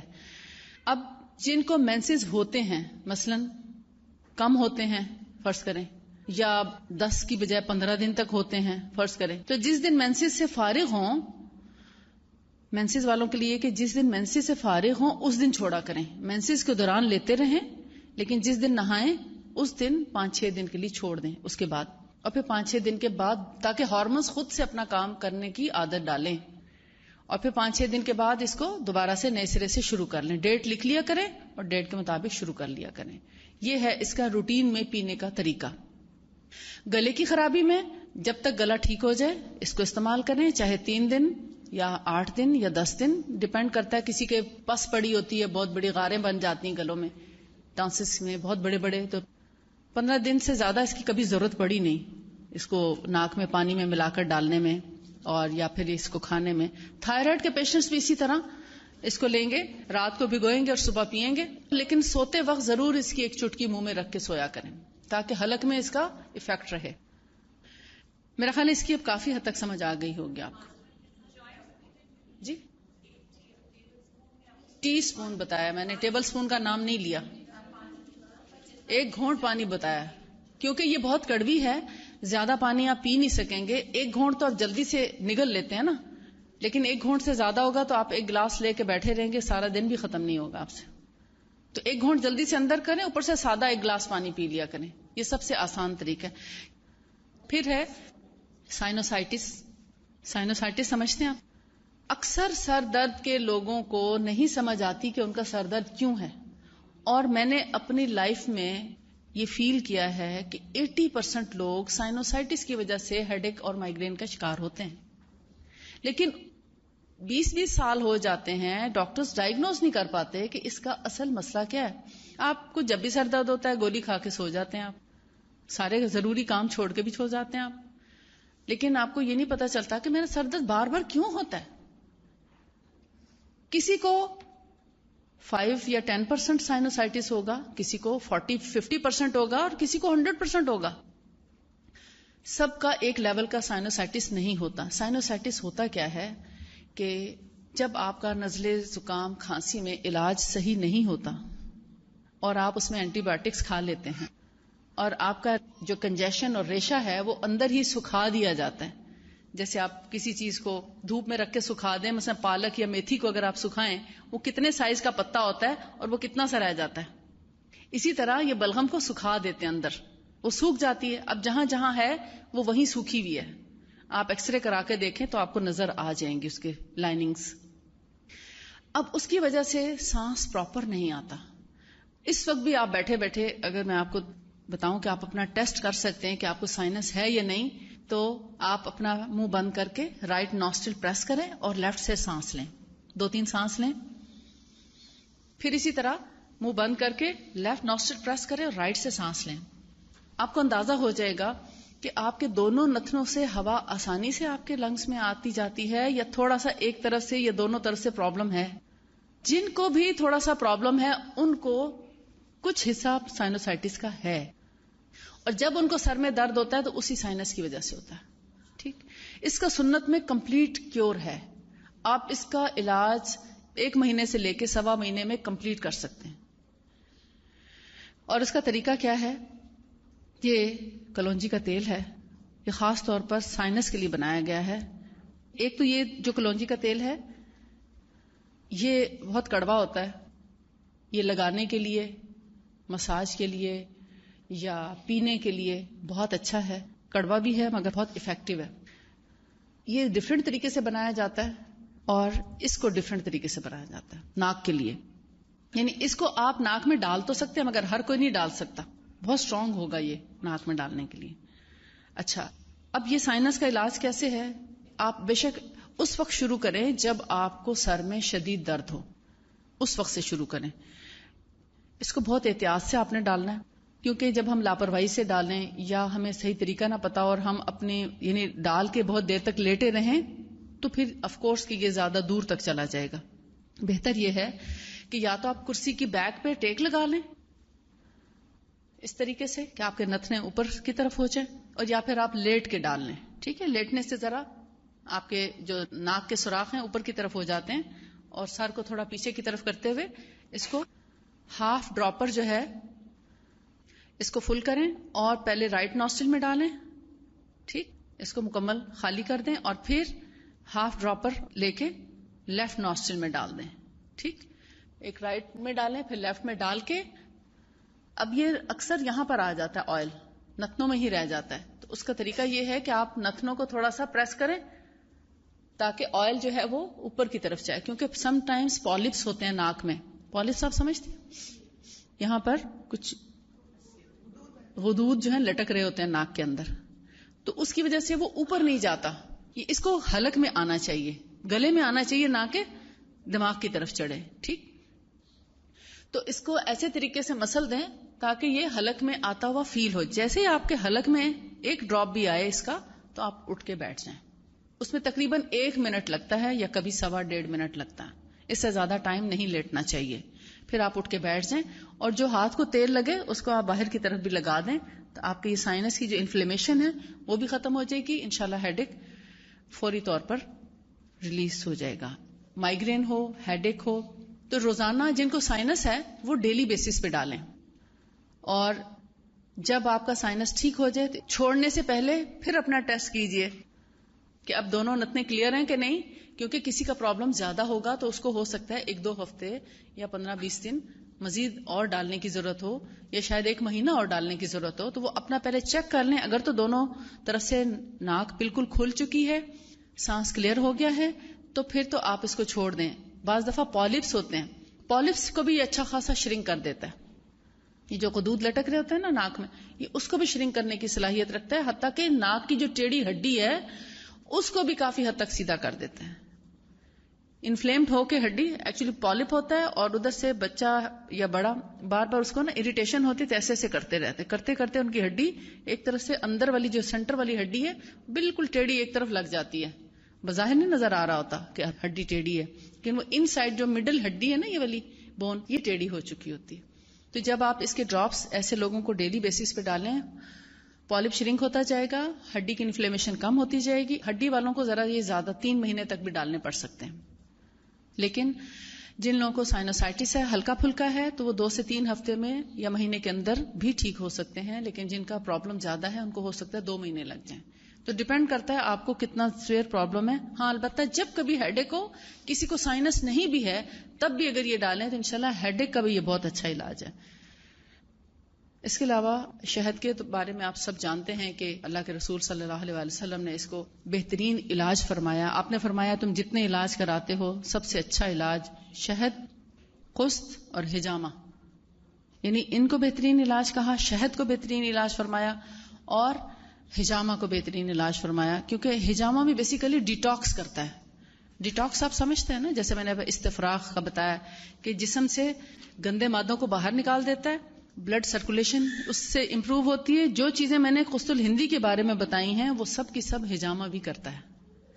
ہیڈ ایک، مائگرینس، فروزن شولڈر، شیٹک پین، کمر درد، بیک ایک، ٹانگوں کا درد، گھٹنوں کا درد، ایڑی کا درد اور کلائی کا درد، یا یہ جو ٹینائٹس، یہ جو درد ہو جاتا ہے بیٹھنے سے اس طرح، اور بھلے کیسا بھی کوئی درد ہے، ہر قسم کے دردوں کے لیے ہجامہ بہت مفید علاج ہے. پھر ایسیڈیٹی اور السرز اور ان چیزوں کے لیے بھی، کیونکہ یہ بلڈ سرکولیشن کراتا ہے. پمپلز، ایکنی، جہاں کہیں گندے مادے ہوں گے ان سب کو نکال کے باہر پھینکتا ہے اور بلڈ سرکولیشن کرا کے وہ جگہ ایسی صاف ہو جاتی جیسے آپ فرش کو دھو کے صاف کرتے ہیں. وہ پوری کلیننگ کر دیتا ہے آپ کی. وہاں جب کچھ کچرا رہتا ہے نہیں تو وہ سب چیز صاف ہو جاتی ہے. جن کے ایکنی پمپلز وغیرہ ہوتے ہیں ہم ایکنی کے اوپر لگاتے ہیں اور وہ وہیں سے اسی وقت سارا گندگی باہر آ جاتی ہے اور اس کے بعد ہفتے کے اندر اندر چہرہ بالکل صاف ہو جاتا ہے.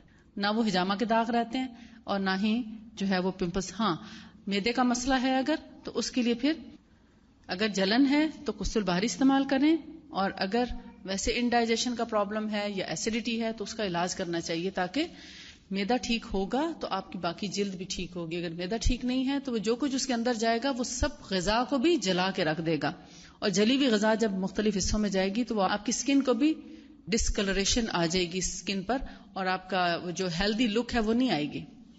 اس لیے معدے کا علاج سب سے پہلے، میرے پاس جب بھی کوئی پیشنٹ آئے تو میں سب سے پہلے اس کے معدے کے بارے میں پوچھتی ہوں، کیونکہ آپ صلی اللہ علیہ وسلم نے فرمایا کہ معدہ ایک حوض ہے، حوض کی طرح ہے جہاں سے تمام رگیں پورے جسم کو جاتی ہیں.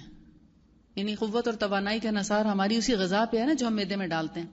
اگر معدہ درست ہے تو پورا جسم درست کام کرے گا، اور اگر معدہ بیمار ہے تو پھر آپ پورے جسم سے صحت مندی کی توقع نہ رکھیں، پھر صحت مندی نہیں ہو سکتی.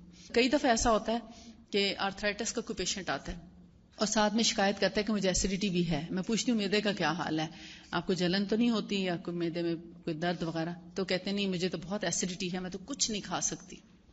تو پھر میں ان کو آرتھرائٹس کی بجائے معدے کا علاج شروع کر دیتی ہوں. تو وہ کہتے ہیں میری درد نہیں گئی ابھی. نیکسٹ ٹائم آتے ہیں تو کہتے ہیں کہ میں نے کہا آپ کو میں نے درد کی دوائی نہیں دی ابھی، کیونکہ آپ کا معدہ خراب ہے. آپ جو چیز کھائیں گی وہ معدے نے اس کو تباہ کر دینا ہے، نہ آپ کو طاقت پہنچے گی اور نہ جو آپ نے دوا کھائی ہے وہ آپ کھا سکیں گی زیادہ دن تک، کیونکہ معدہ بار بار کہے گا پہلے میری طرف توجہ کرو. آپ پہلے معدے کا علاج کریں. جب معدے سے آپ 2 سے 3 مہینے میں معدے کا مکمل علاج ہو جاتا ہے الحمدللہ. جب معدہ ٹھیک ہو جائے گا پھر آپ چاہے آرتھرائٹس کا علاج کرائیں، ہارمونز کا علاج کرائیں، پیریڈز irregular ہیں یا کوئی اور ایسی چیز ہے اس کا علاج کرائیں، انشاءاللہ بالکل درست ہو جائے گا. اس کے علاوہ یہ جو قسط الہندی اور باہری کا میں نے آپ کو بتایا تھا کہ یہ انفرٹیلٹی، یعنی جن لوگوں کے ہاں ایگز پروڈکشن نہیں ہے یا جن لوگوں کے ایگز امیچیور ہوتے ہیں اور اس کی وجہ سے میل یا فیمیل انفرٹائل ہوتے ہیں، ان کے ہاں بچے نہیں ہو سکتے، مردوں میں ایزوسپرمیا یا دوسری اسی قسم کی پرابلمز ہیں، اسپرم کاؤنٹ لو ہے، تو اس سب میں قسط الہندی بہت افیکٹو ہے. یہ ہم مردوں کو بھی دیتے ہیں، عورتوں کو بھی دیتے ہیں. اور اس طرح ایک اور چیز ہے، اس میں ساری چیزیں تو پوری نہیں آئیں. یہ جو بلیک سیڈ آئل ہے لیڈیز کے لیے اسپیشلی بتا دیتی ہوں. ویسے تو یہ دانت درد ہو یا کان درد، جسم میں کہیں پہ بھی درد ہو افیکٹو ہے، لیکن خاص طور پر خواتین کے لیے جیسے ویجائنل انفیکشنز ہیں، ویجائنل انفیکشن ہو یا ویجائنل ایچنگ ہو، لیگوریا کا پرابلم ہو، اور یا پھر یہ کہ اسمیل جن کو بہت آتی ہے، ایسے تمام پرابلمز میں یہ جو بلیک سیڈ آئل ہے اس کو انسرٹ بھی کیا جا سکتا ہے، ویجائنا میں انسرٹ کیا جا سکتا ہے. یعنی سرنج لے کے اس کی پن اتار دیں اور اس کے اندر تقریباً 1 ٹی اسپون جتنا اس کے اندر انسرٹ کریں، اس کے اندر اس کو جذب کریں اور پھر ویجائنا میں اس کو لگا دیں بالکل رات کو سوتے وقت، تاکہ اس کے بعد آپ اٹھیں نہیں بیڈ سے. ساری رات جب یہ ان سائڈ رہے گا تو انشاءاللہ آپ کا ہر قسم کا انفیکشن، PID کا پرابلم، پیلوک انفلیمیٹری ڈیزیز یا ایچنگ کا مسئلہ ہو، یا اس کے علاوہ یہ جو یسٹ انفیکشنز ہو جاتے ہیں، ان سب میں یہ بہت افیکٹو ہے. 8 سے 10 دنوں میں یا میکسیمم 2 ہفتے میں بالکل ختم ہو جاتا ہے.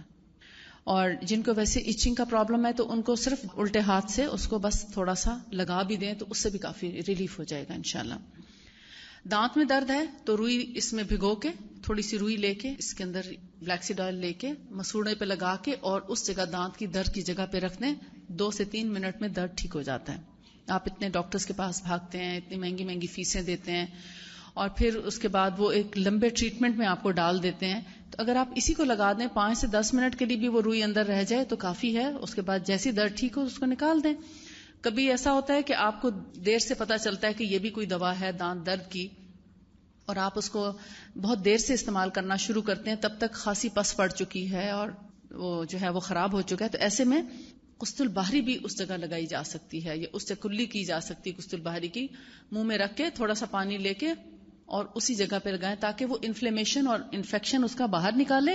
اور پھر اس کے بعد جب وہ قسط البحری والا یعنی وہ ختم ہو جائے دور تو پھر آپ اس کے اندر بلیک سیڈ آئل کا جو ہے وہ اگر اس کو گاز پہ لگا کے رکھیں تو زیادہ اچھا ہے. روئی کی بجائے جو پٹی بینڈیج کرنے والی ہوتی ہے نا، بینڈیج گاز کی جو بینڈیج ہوتی ہے اس کا اگر آپ پیس کاٹ کے اور اس کے اندر بھگو کے رکھیں تو زیادہ اچھا رہے گا، کیونکہ روئی بعض اوقات زیادہ انفیکشن کرتی ہے. اس کے ذرات جب رہ جاتے ہیں تو وہ زیادہ گرم ہونے کی وجہ سے بھی وہ پھول جاتا ہے مسوڑا. تو بہتر ہے گاز کو کاٹ کے اس کو ڈپ کر کے اس میں اور پھر دانت میں رکھا جائے، دانت کا درد ٹھیک ہو جائے گا انشاءاللہ. پھر نبی صلی اللہ علیہ وآلہ وسلم نے سرکے کو بہت پسند فرمایا، خاص طور پہ انگوری سرکہ یعنی گریپ ونیگر. ویسے تو آپ کو ایپل سیڈر اور نہ جانے کون کون سے ونیگر جو ہیں مارکیٹ میں ملیں گے، لیکن جو خاصیت انگوری سرکے کی ہے جو انگور سے بنا ہوا ہے اس کا کوئی توڑ نہیں ہے یا اس کی کوئی مثال نہیں ہے.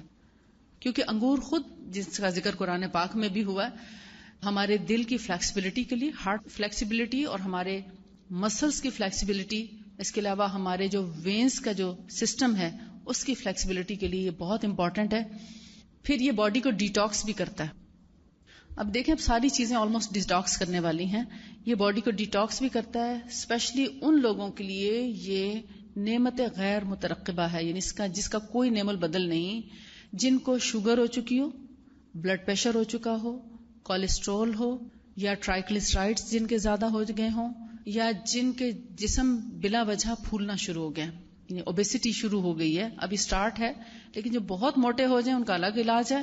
لیکن جو ہلکے پھلکے جن کے جیسے مینوپاز میں آ کے جیسے مینسز بند ہوتے ہیں تو پھر خواتین کا وزن تھوڑا بڑھنے لگتا ہے، وہ کم بھی کر دیں کھانا پھر بھی وزن جو ہے وہ بڑھتا چلا جاتا ہے.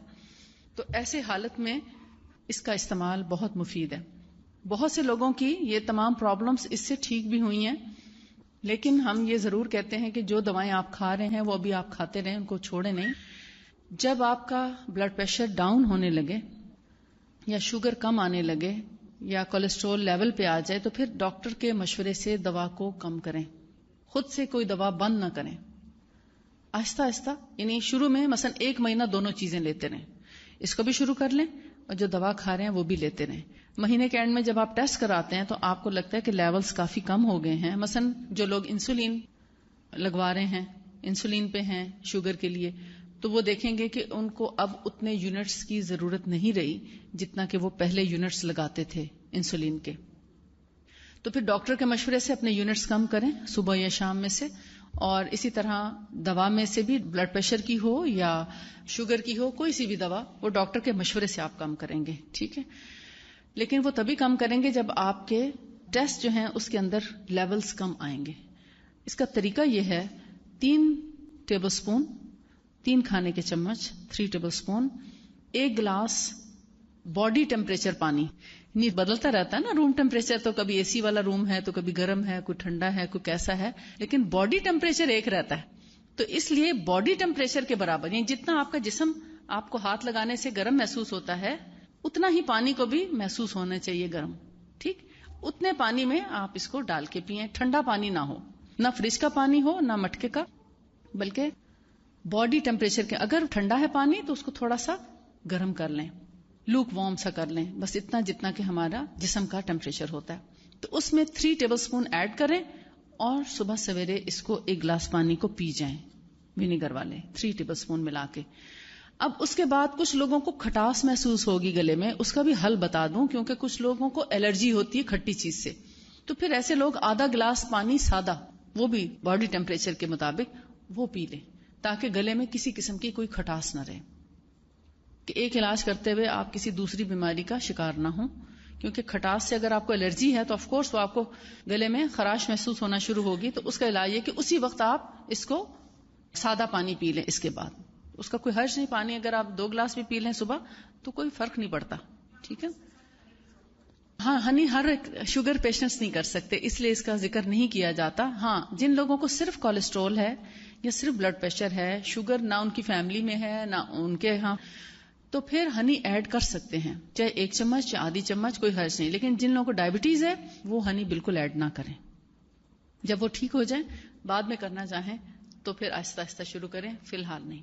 اچھا، یہ جو کسل ہندی ہے یہ شوگر کو بھی بہت اچھا ہیلپ کرتی ہے، شوگر کے ٹھیک ہونے میں بھی بہت مددگار ہے یہ. پھر اگین وہی بات کہ دوائیں ایک دم سے نہیں چھوڑتے. ٹھیک ہے.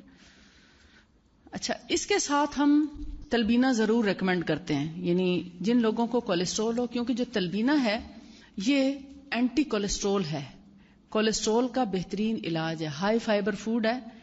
یہ نہ صرف یہ کہ کولیسٹرول کا بھرپور علاج بھی ہے، یعنی ان دونوں کو جب آپ لیں گے نا تب آپ کی شوگر، کولیسٹرول، بلڈ پریشر یہ چیزیں ڈاؤن ہوں گی. اگر صرف یہ لیتے رہیں گے تو 50% اثر ہوگا، یہ دونوں لیں گے تو 100% انشاءاللہ اثر ہوگا. اس کے لینے کے 1 گھنٹے کے بعد یہ لے سکتے ہیں، 1 گھنٹے سے پہلے نہیں لے سکتے، کیونکہ یہ بنتا ہے پانی اور دودھ میں، اور ونیگر کے ساتھ دودھ والی چیز نہیں لینی چاہیے. اس کو کم از کم گیپ 1 گھنٹے کا ضرور ہونا چاہیے. 2 گھنٹے کا یا 3 گھنٹے کا کرنا چاہیں تو کر سکتے ہیں، لیکن کم از کم گیپ کی بات کر رہی ہوں کہ وہ 1 گھنٹہ ضرور ہونا چاہیے. آپ جیسے صبح الصبح یہ لے لیں اور پھر 1 گھنٹے سے زیادہ وقت جب گزر جائے تو پھر آپ تلبینہ سے ناشتہ کریں. یہ قسم کا ناشتہ بھی ہے. یہ وہ علاج ہے جو علاج بالغذا بھی ہے، علاج بالدوا بھی ہے. یہ دوا کا بھی کام کرتا ہے، شفا کا کام بھی کرتا ہے اور غذا کا کام بھی کرتا ہے. چھوٹے معصوم بچوں کا جب 4 مہینے کے بعد بچے 5ویں مہینے میں جائیں تو ان کا یہ بہت اچھی غذا بھی ہے. آپ پہلی سالڈ فوڈ اس سے شروع کریں، لیکن شروع کے 1 ہفتہ میں ان کو بس صرف چٹائیں، تھوڑا تھوڑا چٹا دیا، اپنے لیے بنائیں اور ان کو تھوڑا سا تالو پہ لگا دیا کریں. کوئی بھی چیز جو چھوٹے بچوں کی، یعنی 4-5 مہینے کے بچوں کو جب آپ شروع کرائیں تو کبھی بھی پیالی بھر کے ان کو کوئی چیز نہ کھلائیں. شروع میں 1 مہینہ تک ان کو آہستہ آہستہ ان کی فوڈ 2 سے 3 چمچ تک لے کر جائیں. بس پورا 1 مہینے کے بعد آپ ان کو 2 سے 3 چمچ کوئی چیز دے سکتے ہیں. شروع میں آپ صرف چٹائیں گے اور پھر اس کے بعد یعنی 1 ہفتے میں 1 چمچ پر لے کر آئیں. وہ میں آپ کو بتاتی تھی، کیونکہ یہ حفاظتی اقدام کرنا بہت ضروری ہے. ابھی 3-4 دن پہلے، ابھی میں دبئی سے ہی آ رہی ہوں اور دبئی میں خاتون ملی تو کہنے لگی کہ میری بچی تھی چھوٹی سی، تو ہمارے گھر میں شہد لگا ہوا تھا تو وہاں سے اپنے سامنے اتروایا تو ہم نے سوچا کہ یہ تو بہت اچھی نعمت ہے، بڑی چیز ہے، اور پہلی بچی تھی ان کی. انہوں نے سوچا کہ ہم اپنی پیدا ہونے والی بچی کو ہی کھلائیں گے. اب وہ پیالی رکھی ہے شہد کی بھری ہوئی اور ہر کوئی آتے جاتے اس میں سے اس کو چمچ کھلا رہا ہے. یہ پہلے مہینے کی بات ہے بچی کے پیدا ہونے کے. اس کو ایسی الرجی ہوئی، یعنی جیسے وہ ریئیکشن کیا نا باڈی نے، وہ جو اس کے خون کے اندر کی جو گندگی تھی وہ سب اگل دی جسم نے، خارش، الرجی، پتہ نہیں کیا کچھ. کیوں؟ Excess of everything is bad. اس لیے چیز کے استعمال کا درست طریقہ پتا ہونا چاہیے، ورنہ آپ اچھی چیز سے بھی نقصان اٹھا سکتے ہیں. اس چیز میں نقصان نہیں ہے، اس کی زیادتی نے نقصان کیا. اصل میں چیزیں تو ساری اچھی ہیں مگر وہ جو زیادتی ہو گئی. تو آپ دیکھیں سردی اگر ایک حد سے زیادہ ہو جائے تو نقصان دیتی ہے، گرمی اگر حد سے زیادہ سن سٹروک ہو سکتا ہے، ہیٹ سٹروک ہو جاتا ہے. تو کوئی بھی چیز، وہی کھانا جو روٹین میں آپ کھاتے ہیں اگر آپ ایک لمٹ سے زیادہ کھا لیتے ہیں اسی سے آپ کو وامٹ اور ڈائریا شروع ہو جاتا ہے. اور اگر آپ ایک لمٹ میں کھاتے رہتے ہیں تو آپ کو کچھ بھی نہیں، بہت فائدہ ملتا ہے.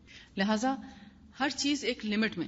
اب اس کا طریقہ یہ ہے، 2 ٹیبل سپون اس پاؤڈر کے ایک عام انسان کے لیے، جیسے ہم لوگ یہاں بیٹھے ہیں، ہمارے لیے 2 کھانے کے چمچ، آدھا کپ پانی. مثلا اگر فرض کریں اس کو ہم 1 کپ سمجھ لیں تو آدھا کپ پانی لیں، اس کے اندر آپ 2 چمچے اس کے مکس کر لیں، پھر آدھا کپ اس میں دودھ بھی ایڈ کر لیں. اگر کسی کو دودھ سے الرجی ہے تو وہ صرف پانی میں بھی اس کو بنا سکتا ہے. ٹھیک ہے. کچھ لوگوں کو ڈیری پروڈکٹ سے الرجی ہوتی ہے بہرحال، تو اس کو آدھا کپ دودھ اور آدھا کپ پانی میں حل کر لیں، اور اگر شوگر ہے تو سادہ پکائیں، ڈائبٹیز ہے تو ایز اٹ از پکا دیں. اگر ڈائبٹیز نہیں ہے تو دوسرے لوگوں کے لیے بتا رہی ہوں جن کو شوگر نہیں ہے، اس میں 1 سے 3 کھجوریں کاٹ کے ڈال دیں. 1 سے 3 کھجوریں، یعنی اگر بہت بڑی کھجور ہے تو 1 بھی کافی ہے، اور اگر تھوڑا سائز چھوٹا ہے تو 3 کھجوریں لے لیں. بہت ہی چھوٹا ہے تو 5 سے 7 بھی ڈال سکتے ہیں، لیکن 3 کھجوریں مناسب میٹھا کر دیتی ہیں. گٹھلی نکال دیں اور اس کے چھوٹے چھوٹے پیس کر کے اسی کے ساتھ ڈال کے پھر چولہے پہ چڑھائیں، اور اس کو میڈیم ہیٹ پہ رکھیں، یعنی درمیانی آنچ پہ رکھیں، نہ بہت کم نہ بہت زیادہ. اور بیچ میں جیسے کسٹرڈ پکاتے ہوئے تھوڑا بہت آپ چمچ ہلاتے ہیں، اسی طرح اس کو بھی ہلانا پڑتا ہے. 5 سے 7 منٹ میں یہ تیار ہو جاتا ہے. جو بچے یا بڑے اس طرح کھانا پسند کریں تو ایز اٹ از ان کو پیالے میں ڈال کے دے دیں. اور اگر چونکہ یہ کچھ دانے دار ہوتا ہے تو اگر ان کیس ان کو، جیسے بہت سے بچے نہیں پسند کرتے نئی چیز، ان کو جیسے بچے بیمار ہیں، کسی کو ٹائیفائڈ ہے یا کسی کو خدا نخواستہ کوئی بخار آ رہا ہے کافی دنوں سے، یا کوئی اور بیمار ہے گھر میں، بوڑھے بڑے جیسے بھی، یا زچہ ہے اس کے لیے، کیونکہ یہ ماں کا دودھ بھی بہت اچھا بڑھاتا ہے، ہارمونس پہ بھی اس کا اچھا ایفیکٹ ہے. وائٹامن بی اور B12 اس کے اندر خوب پایا جاتا ہے، جس کی وجہ سے ہر بیماری میں یہ فائدہ مند ہے. آپ صلی اللہ علیہ وسلم ہر مریض کو یہ ریکمینڈ کیا کرتے تھے. تو اس کو بلینڈ بھی کر کے دے سکتے ہیں پیشنٹ کو، یعنی جو بچے بہت تنگ کریں کہ نہیں مجھے یہ دانہ منہ میں آتا ہے، مجھے اچھا نہیں لگتا، مجھے اس کا ٹیسٹ اچھا نہیں لگتا، تو ان کے لیے کیا ہے کہ آپ اس کو تھوڑا سا ذرا گرمائش اس کی کم ہو جائے تو بلینڈر میں ڈال دیں، ملک شیکر میں، اور اس کو تھوڑا سا 1 منٹ کے لیے بلینڈ کر کے اس کو دے دیں. بہت اچھا شیک یا اسموودی کی طرح ایک چیز تیار ہو جاتی ہے اور بہت مزیدار بنتا ہے. یعنی بچے پھر خود ڈیمانڈ کرتے ہیں، اور چھوٹے بچوں کو بھی ایسے کر کے آپ دے سکتے ہیں تاکہ وہ اچھے سے مکس ہو جائے. اسی طرح کچھ لوگ جو بالکل میٹھا نہیں پسند کرتے یا جن کو دودھ میں بالکل مافک نہیں آتا، تو وہ یخنی میں بھی اس کو بنا سکتے ہیں. 1 کپ یخنی لیں اور اسی یخنی میں اس کو ذرا، یخنی کو تھوڑا ٹھنڈا ہونا چاہیے، یا الگ سے پانی میں بھی تھوڑا سا اس کو مکس کر کے تو یخنی میں ملا کر اس کو 2-4 ابال دے دیں، اور پھر اس کو بھی اسی طرح بلینڈ کر دیں. یخنی والا بھی بلینڈ کر سکتے ہیں، اور بلینڈ کرتے وقت آپ ایسا بھی کر سکتے ہیں کہ جس گوشت کی آپ نے یخنی بنائی، ہڈی اور گوشت کی، اس میں سے تھوڑی سی بوٹیاں لے کے وہ بھی اسی میں ڈال دیں اور اس کو بلینڈ کر دیں. وہ بڑا اچھا گاڑا گاڑا اسموودی کی طرح نمکین بہت مزے کا تیار ہو جاتا ہے. تو کبھی جیسے صبح میں اگر آپ میٹھا بنا رہے ہیں چھوٹے بچوں کے لیے تو شام میں نمکین بنا کے دے سکتے. ریشو یہی ہوگا. اگر آپ کم مقدار میں کرنا چاہتے ہیں تو اسی حساب سے پھر آپ مثلا اگر آپ 1 چمچ بنانا چاہ رہے ہیں تو اس کو آدھے کپ کی بجائے 1/4 کپ کر لیں، اور اگر آپ اس سے بھی آدھی چمچ پہ لانا چاہ رہے ہیں اسی ریشو سے آپ پانی اور دودھ کی مقدار یا یخنی کی مقدار کم کر دیں تو وہ تھوڑی سی بھی چیز آپ بنا سکتے ہیں. پانی ڈالنا ہے جی، پانی کے بغیر یہ نہیں کام کرے گا. اور ایک تو اس کو کھجور کے ساتھ بناتے ہیں، دوسرا یہ کہ آپ پھیکا اس کو پکا لیں اور نیچے اتار کے اس میں پھر پیور ہنی ڈال کے کھا لیں، وہ بھی ایک طریقہ ہے. کبھی کبھار اس کا ٹیسٹ اگر آپ چینج کرنا چاہیں، یعنی ہوتا ہے کہ کوئی اور جیسے اخروٹ کا تھوڑا سا ڈال دیا، یا کبھی بادام چھیل کے ڈال دیں اپنا فلیور چینج کرنے کے لیے. کبھی بنانا بھی چھوٹے بچوں کو مکس کر کے دے سکتے ہیں، تھوڑا سا 1-2 پیس اس کے بھی، یعنی اس سے فلیور چینج ہو جائے گا اور اس کو تھوڑی تھوڑی نیوٹریشن بھی ہر چیز کی مل جائے گی. لیکن جو بیسک چیز ہے بیمار کے لیے وہ وہی ہے، دودھ اور پانی میں مکس کر کے مریض کو کھلانا. اور یہ جو گوشت والی یخنی ہے اس میں کبھی کبھی آپ کدو بھی ڈال دیں، کیونکہ بچے ویسے تو کدو کھاتے نہیں اور ضروری ہے ان کے لیے. آپ اس میں جب بلینڈ کر دیں گے بلینڈر میں، ان کو پتہ بھی نہیں چلے گا اس میں کدو ہے بھی یا نہیں. جی گاجر ہے، کدو ہے، اور کتنی ایسی سبزیاں ہیں، ٹنڈے ہیں، فروٹس ڈال دیں، سبزی ڈال دیں. جو بچے کچھ نہیں کھاتے ان کو آپ اسی میں اس کی اسموودی بنا کے دے دیں. سبزیوں کی بنا کے دے سکتے ہیں. اور اسی طرح چکندر ہے، چکندر کو آپ جو ہے وہ تھوڑا سا ایسا کر سکتے ہیں کہ ثابت چکندر کو 2-3 ابال دے دیں اور پھر اس کو اس میں سے کچھ حصہ لے کے اسی کے ساتھ بلینڈ کر دیں، تو بھی اس میں بھی اس کو بہت، یعنی کم از کم خون بنے گا اس کا تازہ. آئرن اور HB لو جن کا کم ہوتا ہے HB، ان کو بہت فائدہ دیتا ہے چکندر. بیماری کے بعد رہ جانے والی کمزوری کے لیے بھی چکندر بہت اچھا ہے. چکندر کا ویسے سیلڈ بھی کھایا کریں، آپ کو خون کی کبھی کمی نہیں ہوگی، ڈیفیشنسی نہیں ہوگی. کدو کش کر کے چکندر کچا ہی کر لیں. اگر کسی کو معدے کا کوئی مسئلہ نہیں ہے تو نارمل جو لوگ ہیں وہ ایسے بغیر کچھ اس کو چھیلے بغیر بھی یعنی اس کے بس اوپر سے اچھے سے دھو لیں اور اس کے بعد اس کو کدوکش کر لیں. ایک سیب بھی کدوکش کر لیں.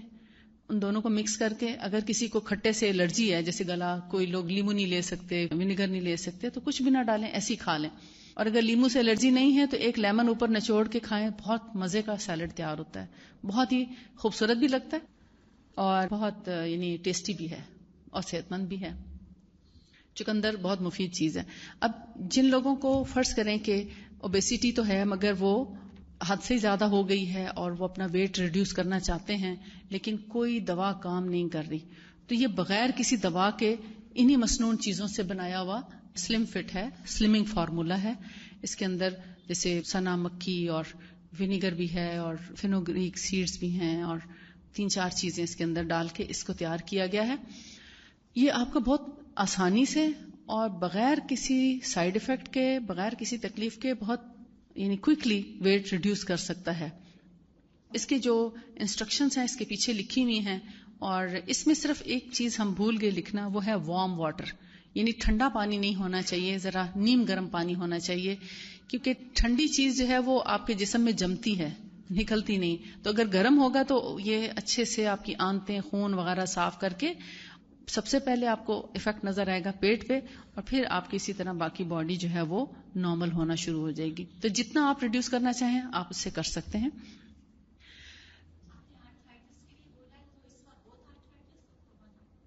یعنی آسٹیو آرتھرائٹس بھی اور یہ بھی، لیکن آسٹیو آرتھرائٹس والوں کے لیے دھوپ بہت ضروری ہے اور اولیو آئل بھی پینا چاہیے. اولیو آئل 2 ٹیبل سپون ضرور لیا کریں. جی.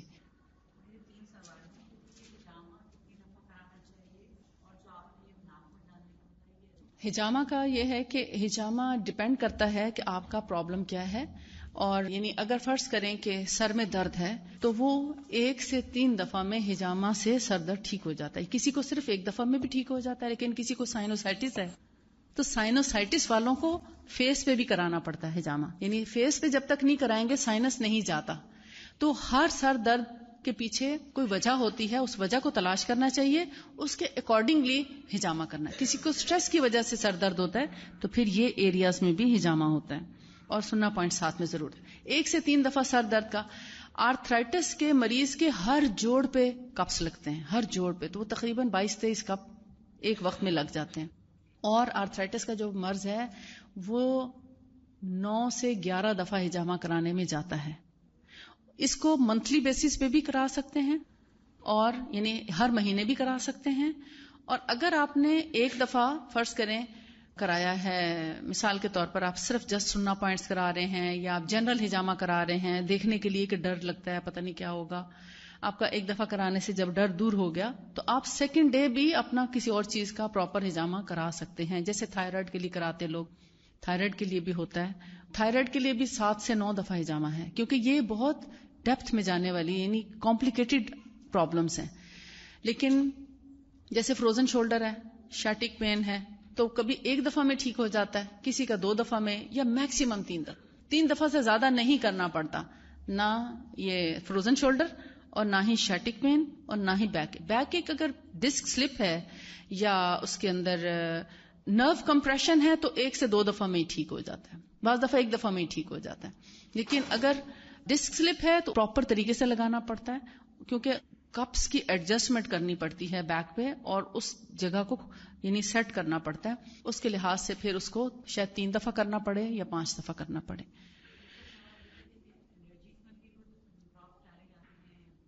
نیزل الرجی یعنی چھینکیں آنے میں، ہاں جیسے نزلہ ہو جاتا ہے ہر تھوڑی دیر، چھینکیں آتی ہیں نا. چھینکوں کا بیسیکلی یہ علاج ہے نہیں، لیکن اگر آپ کیونکہ اس کے ڈالنے سے بھی پھر چھینکیں آتی ہیں. کچھ لوگوں کو تو ٹھیک ہوئی ہیں چھینکیں، لیکن اس کو میں نے اتنا اچھا یعنی میں نے شاید اس پہ فوکس نہیں کیا، تو میں اس لیے نہیں کہوں گی. جس چیز کو میں نے آزمایا نہیں یا جس کا رزلٹ نہیں دیکھا وہ میں آپ کو کبھی بھی نہیں کہوں گی.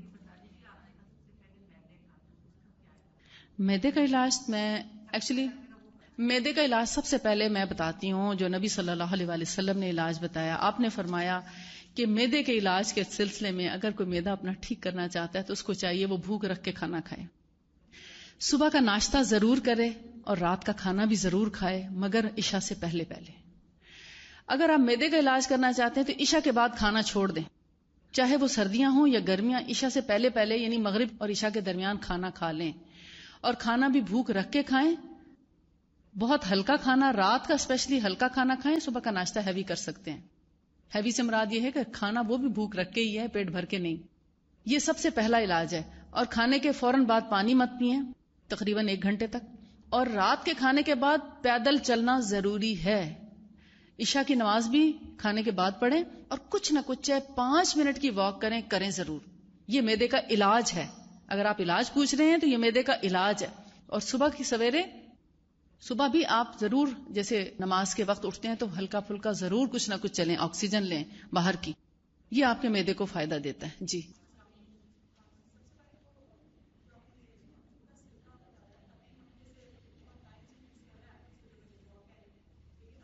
یہ اس سے زیادہ بہتر ہے، کیونکہ اس کے اندر ایسیڈیٹی پائی جاتی ہے، سٹرک ایسڈ ہے، مگر اس میں نہ سٹرک ایسڈ ہے نہ ایسیڈیٹی ہے. اس سے آپ کو السر کی شکایت ہو سکتی ہے کبھی بھی، لیکن اس کو آپ السر کے مریضوں کو بھی دیں گے تو انشاءاللہ نقصان نہیں ہوگا. یعنی السر پیشنٹس کو بھی ہم دیتے ہیں کھانے کے بعد 1 چمچ. یہ السر کو بھی ہیل کرتا ہے. ایون آپ بولیے. جی کراچی میں میرا کلینک چینج ہوتا رہتا ہے. ابھی بھی جیسے میں اس وقت خیابان مجاہد میں ہوں، میں گیسٹ ہاؤس میں ٹھہرتی ہوں. تو کبھی ہمیں ہلال پہ مل جاتا ہے، کبھی مجاہد پہ مل جاتا ہے، تو کبھی بخاری پہ. جی فیس بک اگر جوائن کر لیں گے تو آپ کو سب مل جائے گا، ذکیہ ہاشمی کے نام سے. چیزیں ابھی تو سٹال پہ موجود ہیں، اور انشاءاللہ باقی اور بھی آ جائیں گی سٹال پہ. لیکن جہاں میں ہوں، اگر فرض کریں یہاں ختم ہو جاتی ہیں اور آپ کو مزید چاہیے تو خیابان مجاہد پہ میں ہوں. 35 ہاؤس ہے اور 12 اسٹریٹ ہے خیابان مجاہد پہ، وہاں میں ہوں. ہندی کی ان کی 3 سال تک بھی ایکسپائر نہیں ہوتی، کیونکہ ان کو اتنا ڈرائی کر کے اور اتنے اچھے طریقے سے بنایا جاتا ہے کہ آپ اس کو، میں خود کہہ رہی ہوں کہ 10 سال بھی اگر یہ پڑی رہے تو خراب. میں نے اس کو 10 سال بھی رکھ کے دیکھا ہے. میرے پاس ایک بوٹل ہے اور اس کو میں نے صرف آزمانے کے لیے اس کو رکھا ہوا ہے کہ دیکھتی ہوں وہ کب تک خراب ہوتی ہے. باہر عام روم ٹیمپریچر پہ پڑی ہے. ہاں جو لوگ گیلی مطلب پیس دیتے ہیں، یا وہ آلریڈی فنگس والی اگر ہے، اور وہ تو آپ کو مہینے میں خراب ہو جائے گی، وہ اس میں فنگس آئے گی، جالا آ جائے گا. ٹھیک ہے، گیلا ہاتھ نہ لگائیں بس. جی فریج ہی میں رکھ سکتے ہیں. صرف تلبینہ ایک ایسی چیز ہے جسے آپ فریج میں رکھ سکتے ہیں، باہر نہیں رکھ سکتے. اس کو فریج میں رکھیں، اپنے پاس لکھ لیں کہ تلبینہ آپ نے باہر نہیں رکھنا، خراب ہو جائے گا.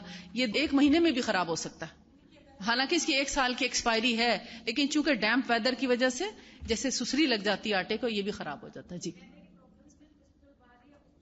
اگر جلن ہے تو باہری، اگر آئی بی ایس کا پرابلم یا کچھ اور ایسا بیکٹیریل انفیکشن وغیرہ ہے، یا انٹسٹائنل کوئی ایسی پرابلم ہے تو پھر ہندی. حتیٰ کہ السریٹو کولائٹس میں بھی کستل ہندی بہت کامیاب ہوئی ہے. میں نے السریٹو کولائٹس یو سی کے جو پیشنٹس ہیں ان کو میں نے کرایا، الحمدللہ ان کے یو سی میں بہت فائدہ ہوا ہے. جی 0300 980 9400. نیزل الرجی کے لیے اگر تو چھینکیں آتی ہیں نا، ایکچولی چھینکوں کے لیے میں یہ سمجھتی ہوں کہ کست لینا شروع کر دیں، وہ انشاءاللہ الرجیز کو خود ہی قابو میں لے آتی، کیونکہ الرجیز ہوتی ہیں اینٹی بایوٹکس کا بچپن سے استعمال کرتے رہنے کی وجہ سے الرجیز ہو جاتی ہیں. تو یہ ایک قسم کی اینٹی الرجی بھی ہے، یا آپ کے جسم کے اندر ایسی قوت مہیا کرتی ہے کہ جس سے بہت سی الرجیز ٹھیک ہو جاتی ہیں. ٹھیک ہے، کسی بھی الرجی میں دے سکتے ہیں، ہر قسم کی الرجی کے لیے فائدہ مند ہے. جی کس کا؟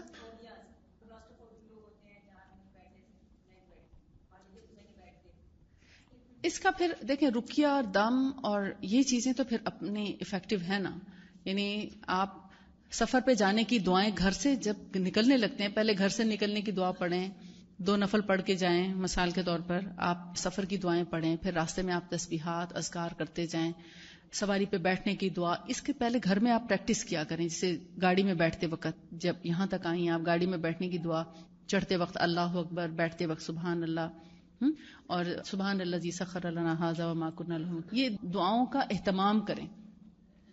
جب آپ سنتوں پہ عمل کرنا شروع کر دیں گے اور ہر موقع کی دعائیں آپ ساتھ میں پڑھنا شروع کر دیں گے تو شیطان آپ کا پیچھا چھوڑ دے گا. ایکچولی یہ شیطان ہوتا ہے جو آپ کو وسوسے دیتا ہے، اب ایسا ہو جائے گا، ہر بات میں نیگیٹو تھاٹس ڈالتا ہے. تو جب آپ سنت کا اہتمام کریں گے اور بسم اللہ پڑھ کے کام شروع کریں گے، وہ کہے گا اب ہمیں اجازت نہیں ہے انٹر ہونے کی، اب ہم اس کے ساتھ کچھ نہیں کر سکتے، اس کو اب فرشتوں نے گھیر لیا، اب ہمارا بس نہیں چلے گا. گھر میں انٹر ہوتے وقت، کھانا کھاتے وقت، ہر کام سے پہلے آپ بسم اللہ پڑھیں. جس کام میں آپ نے بسم اللہ پڑھ لی انشاءاللہ اس میں شیطان ڈنڈی نہیں مار سکے گا اور نہ آپ کو وسوسے دے سکے گا. جب تک آپ دعائیں نہیں یاد کرتے تب تک بسم اللہ کا اہتمام شروع کریں. اور چھوٹے چھوٹے کارڈز ملتے ہیں آپ کے، میرے خیال اسٹال پہ بھی ہوں گے، ہر موقع کی، سو کر اٹھنے کی دعا، سوتے وقت کی دعا، گھر سے نکلتے کی، گھر آنے کی، باتھ روم جانے کی، باتھ روم سے آنے کی، کھانا کھانے کی، کھانا کھانے کے بعد کی، ہر موقع کی دعا، سیڑھیاں چڑھتے سیڑھیاں اترتے. تو وہ سٹیکرز ہیں، وہاں ان ایریاز میں آپ سٹیکرز لگا دیں اور وہاں ان کا اہتمام کریں. انشاءاللہ آپ دیکھیں گے یہ سب وسوسے چلے جائیں گے. ایک میڈیسن، ہومیوپیتھک میڈیسن ہے جیلسیمیم، وہ ایسے فوبیاز کو دور کر دیتی ہے. جیلسیمیم، جیل ہوتی ہے نا، GELSIMIUM، جیلسیمیم 1 میں ایک ڈوز لے لیا کریں، آپ آرام سے چڑھ جائیں گے جہاز پہ انشاءاللہ. جی کپنگ، ہاں، کیونکہ وہ رگیں کھول دیتی ہے نا، وہ جو رگ آپ سمجھیں ایسے ہو گئی ہے نا، تو جب کپ لگے گا وہ سیدھی ہو جائے گی انشاءاللہ. بالکل، بہت سے لوگوں نے کرایا ماشاءاللہ ٹھیک ہوئے ہیں. جی میں منڈے مارننگ تک 12 بجے تک پیشنٹس ہی کے لیے آئی ہوں، وہیں سے ٹائم لیں گے آپ. جی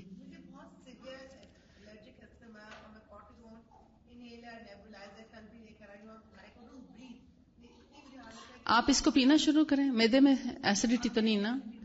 ایسیڈیٹی ہے تو پھر پہلے آپ میدے کا علاج. میرے پاس ایسیڈیٹی کی بائی چانس میڈیسن موجود ہے، لیکن آپ کھا نہیں سکیں گی، یہ بھی نہیں کھا سکیں گی.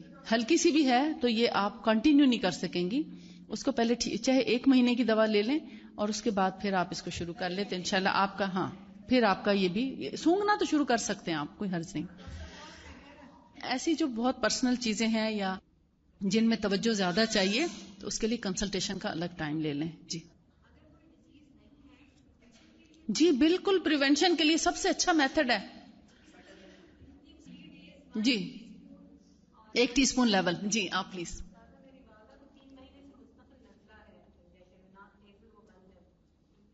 نزلہ پانی کی طرح بہ رہا ہے.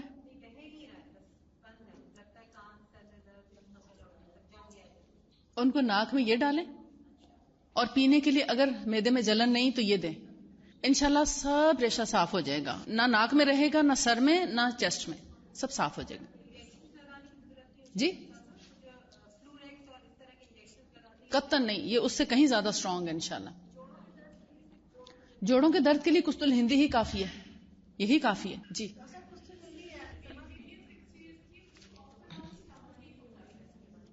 سٹمک ایک ہو جاتا ہے. جس کو سٹمک ایک ہے نا اس کو وہ بلیک سیڈ آئل پلائیں. کتنی ایج ہے؟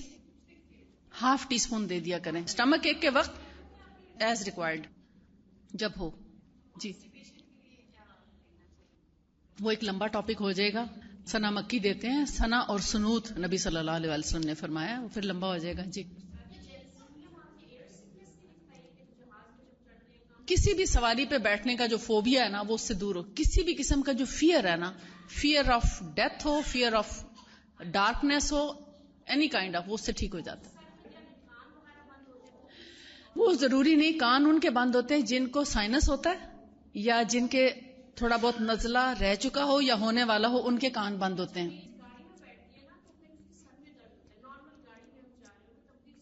وہ ٹریولنگ سکنس ہے، اس کی میڈیسن ڈفرینٹ ہے، وہ پھر آپ بعد میں نہیں، وہ کوکیولس ہے. جی اس کا ڈفرینٹ علاج ہے، اس کے لیے آپ کو کنسلٹ کرنا پڑے گا. جی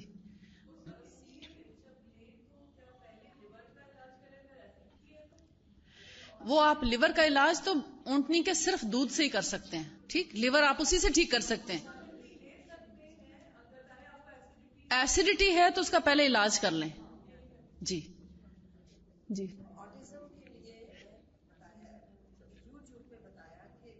کست بہت اچھی ہے آٹزم کے لیے.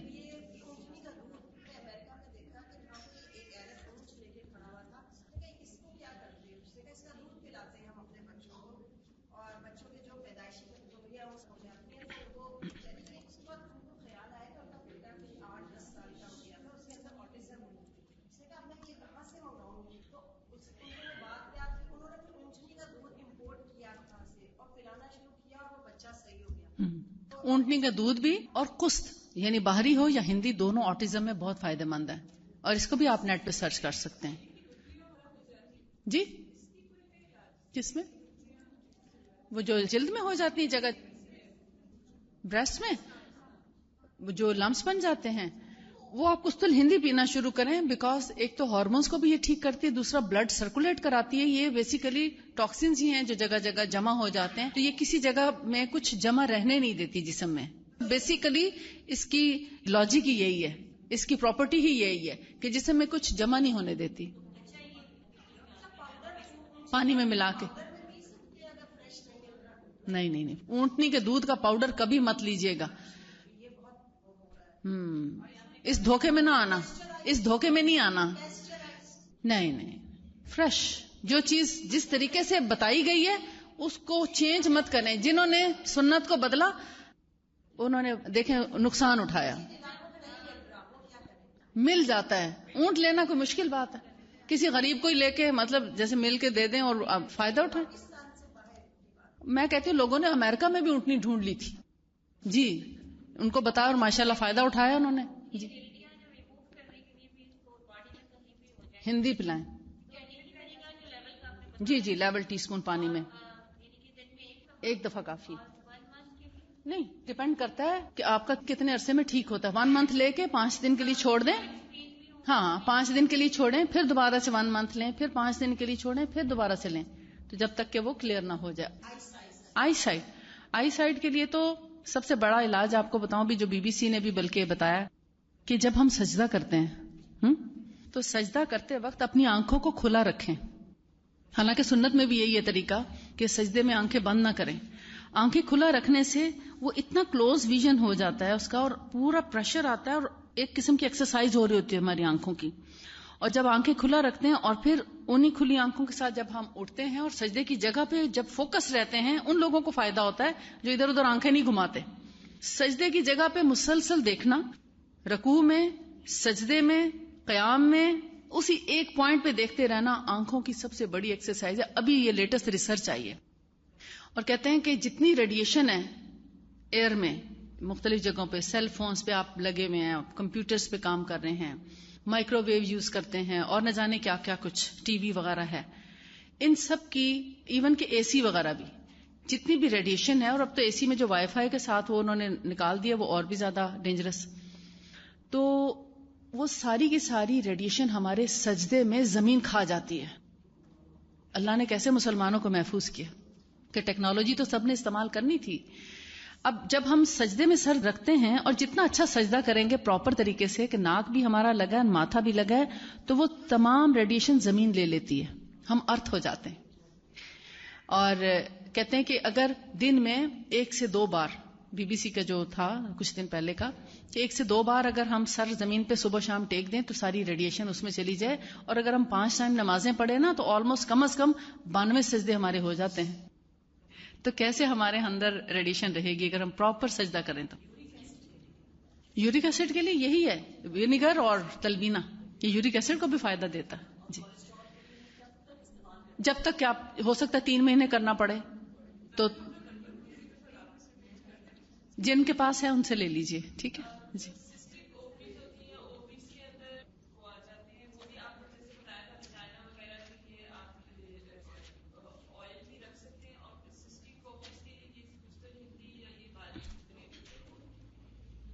اووریز کے لیے جی، او پی سی اوز ہیں، اوویرین سسٹ ہے، ان سب کے لیے قسط الہندی بے تحاشا استعمال کرائی ہے میں نے، اور 100% ریزلٹس لیے اسی طرح پانی میں ملا کے. جی ہاں 1 منتھ کے بعد. جی آفٹر مینسز.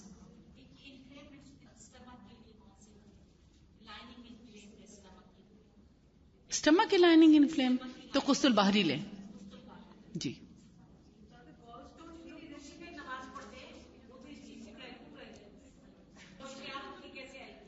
بس وہ آپ دعا کریں. جی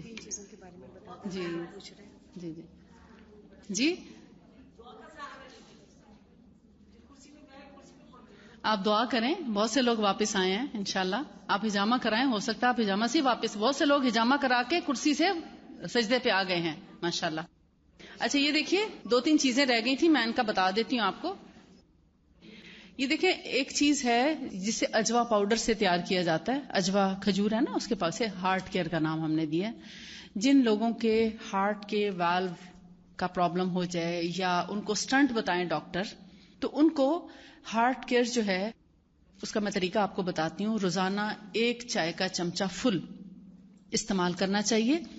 اور اس کے اندر ہم نے تو میتھی دانہ ملایا ہوا ہے، لیکن اگر آپ کہیں اور یعنی خود اگر آپ اس قابل ہو گئے ہیں کہ اس کو پیس سکیں یا پسوا سکیں، کیونکہ ایک مشکل کام ہے، گرائنڈرز ٹوٹ جاتے ہیں اس سے.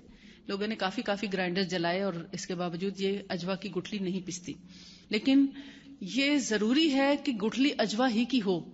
جو لوگ عام گٹھلیوں کا پاؤڈر کر کے اور اجوا کی توقع رکھتے ہیں کیونکہ جو چیز اللہ کے رسول نے جس طرح فرمائی ہے ایز اٹ از اسی طرح ہم اس کو کیسے تیار کرتے ہیں. مثلا ہم مدینہ سے کوشش کرتے ہیں کہ قبا، مسجد قبا ہے نا، اس کے پیچھے قبا کے باغات ہیں، وہاں کی کھجوریں ہیں، اور ان کھجوروں کو حاصل کیا جائے، کیونکہ آپ صلی اللہ علیہ وسلم نے خاص طور پہ فرمایا تھا مدینہ کی اجوا کی جو فضیلت ہے وہ تمام کھجوروں پر ہے. تو یہ جو اجوا ہے قبا کے کھجوریں، ہم کوشش کرتے ہیں کہ وہاں کے باغات سے، وہیں عرب لوگوں کے بڑے بڑے اس کو پتہ نہیں مجمع بولتے ہیں کیا بولتے ہیں، وہاں سے ہم لے کر آتے ہیں. مثلا ایک کارٹن ہے تو کارٹن کی تمام کھجوروں کو چھری سے کاٹ کے اور ان کی گٹھلی نکال لی جاتی ہے. پھر اس کو پھر بھی دھویا جاتا ہے، کیونکہ جب کھجور تھوڑی بہت ساتھ لگی رہ جائے شیرہ اس کا تو وہ پستی نہیں، پھر صحیح طرح خراب ہو جاتی ہے یا خراب ہونے کا احتمال ہوتا ہے میٹھے کی وجہ سے.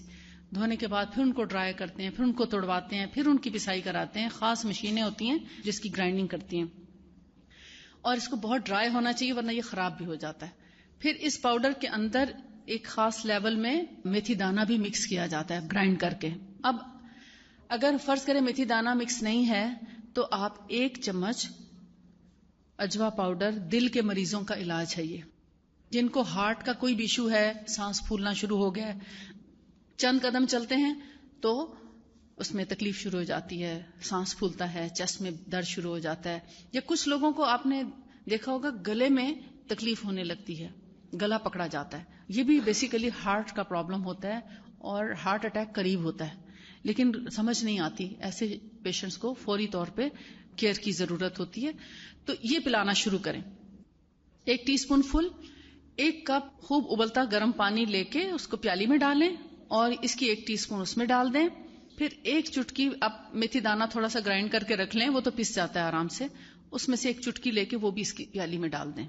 اور اگر شوگر ہے تو 1 اجوا کاٹ کے ڈالیں، اجوا کھجور 1 کاٹ کے ڈالیں، زیادہ نہیں کھانی، ٹھیک. اور اگر شوگر نہیں ہے تو پھر 7 دانے سے شروع کریں، کیونکہ نبی صلی اللہ علیہ وسلم نے حضرت سعد بن ابی وقاص کو 7 دانہ اجوا سے شروع کرایا تھا. 7 دانے اجوا کھجور کے اس میں کاٹ کے ڈالیں اور ان 7 گٹلیوں کے برابر پاؤڈر اور 1 چٹکی میتھی دانہ، اس کو تھوڑی دیر رکھا رہنے دیں. پھر اس کو مکس کر کے آپ صبح کے وقت اس کو کھا لیں. اس کے بعد تلبینہ کا ناشتہ بھی کر سکتے ہیں، وہ بھی دل کے لیے بہت اچھا ہے. تو یہ ڈیلی بیسس پہ کم از کم 40 ڈیز ضرور کھائیں، ٹھیک. تو یہ کسی بھی سٹنٹ کی انشاءاللہ ضرورت نہیں رہے گی اور تمام جو خون کی نالیاں ہیں وہ انشاءاللہ شریانے کھل جائیں. نارمل کھا سکتا ہے، کوئی حرج نہیں، احتیاطاً بھی لی، جہاں کہیں سانس پھولنے لگا ہے لے سکتے ہیں تاکہ پتہ چل جائے گا کہ کیا چیز. جی اس میں ہے. دیکھیے ایک چیز اور ہے، وہ گلو نہیں آئی. جن بچیوں کے یا عورتوں کے چہرے پہ بال ہوتے ہیں، فیشل ہیئر، تو ان بالوں کے لیے ایک خاص دوا ہے. یہ اس شکل میں بھی موجود ہے اور اس میں بھی موجود ہے، دونوں پیکنگز میں. اس کا بائی چانس ابھی ہم لیبل نہیں کر سکے. یہ جی اس کا علاج کرنا چاہیے. پی سی اوز کا پرابلم ہے تو کستل ہندی کا استعمال کریں، ہارمونز کو سیٹ کر دیتی ہے. یہ پینے کے لیے اور لگانے کے لیے یہ فیشل پاؤڈر، اس کو آپ 1/2 ٹی اسپون اس کی لیں، گلو کی، اس کو یہ اتار کے اور جسٹ آپ اس کو 1/2 ٹی اسپون جتنا اس کو ڈالیں اور 1/2 ٹی اسپون اس کا پاؤڈر کا لے لیں. ان دونوں کو آپس میں مکس کریں اور چند قطرے یا تو زمزم ڈال لیں اور یا پھر روز واٹر یعنی گلاب کا عرق 1/2 ٹی اسپون پیسٹ بنا کے لگانا ہے. P C O S, hormonal imbalance, menstrual problem, سب کے لیے یہی ہے، ٹھیک. یہ 1 ٹی اسپون لیول ڈیلی پینا. یہ لگانے کی چیز بتا رہی ہوں کیونکہ جب تک آپ لگائیں گے نہیں، جو اگے ہوئے بال ہیں وہ اتنی آسانی سے جاتے نہیں، موٹے موٹے تھک بال بھی اس سے ختم ہو جاتے ہیں، رواں رہ جاتا ہے لیکن تھک بال سارے انشاءاللہ ختم ہو جائیں گے. یہ ہاف ٹی اسپون ان دونوں کو مکس کر لیں. پھر مزید پتلا کرنے کے لیے ایک اندازے کے مطابق آپ زمزم ملا لیں یا گلاب کا عرق ملا لیں، ان کا پیسٹ بنا لیں. فیس واش کر کے تھوڑا گیلا تھوڑا سوکھا ہو، بالکل ڈرائی منہ پہ نہیں لگے گا، نہ لگائیں. پہلے ہمیشہ دھونا ضروری ہے، وہ دھو کے اور پھر اس کو آپ پتلا پتلا پیسٹ 1 گھنٹے کے لیے لگا لیں، کافی ہے. اور جب یہ سوکھ جائے یعنی 1 گھنٹہ گزر جائے تو آپ اس کو ہاتھ گیلا کر کے تھوڑا تھپتھپا کے اور ہلکا سا اس کو مسلیں گے، زیادہ زور سے نہیں مسلیں گے، اور پھر اس کو واش کر لیں. یہی عمل آپ تھریڈنگ کے بعد بھی کر سکتے ہیں اور بغیر تھریڈنگ کے دونوں طرح سے کیا جا سکتا ہے. ٹھیک ہے، یہ 1 گھنٹے کے لیے روزانہ لگانا ہے. 3 مہینے بعد آپ کو اس کا ایفیکٹ نظر آتا ہے. 3 مہینے بعد آپ کو لگے گا واقعی بال کافی حد تک کم ہو گئے ہیں. اور پھر جب آپ سمجھیں کہ ابھی مکمل نہیں گئے کیونکہ کسی کے زیادہ ہوں گے تو 3 مہینے میں نہیں جائیں گے، ان کو تھوڑا سا اور زیادہ ٹائم لگے گا، لیکن جو ہلکے پھلکے بال ہیں وہ 3 مہینے 3.5 مہینے میں ختم ہو جاتے ہیں. یعنی یہ 1-2 دفعہ لگانے سے ٹھیک نہیں ہوتا. میں ہر مہینے آتی ہوں تو وہ ہم فیس بک پہ ڈال دیتے ہیں، اور ہم نے ایک کراچی کا گروپ بھی بنایا ہوا واٹس ایپ کا، اس پہ بھی ہم ڈال دیتے ہیں انفارمیشن. ہم کہتے ہیں کہ اس میں میسج آپ مت بھیجیں، صرف انفارمیشن کے لیے بنایا بس، اور کسی میسیجنگ کے لیے نہیں بنایا. اسے اوائڈ کریں تاکہ لوگوں کا ٹائم نہ ویسٹ ہو. وآخر دعوانا الحمدللہ رب العالمین. سبحانک اللہم و بحمدک، اشہد ان لا الہ الا انت، استغفرک و اتوب الیک. السلام علیکم و رحمۃ اللہ وبرکاتہ.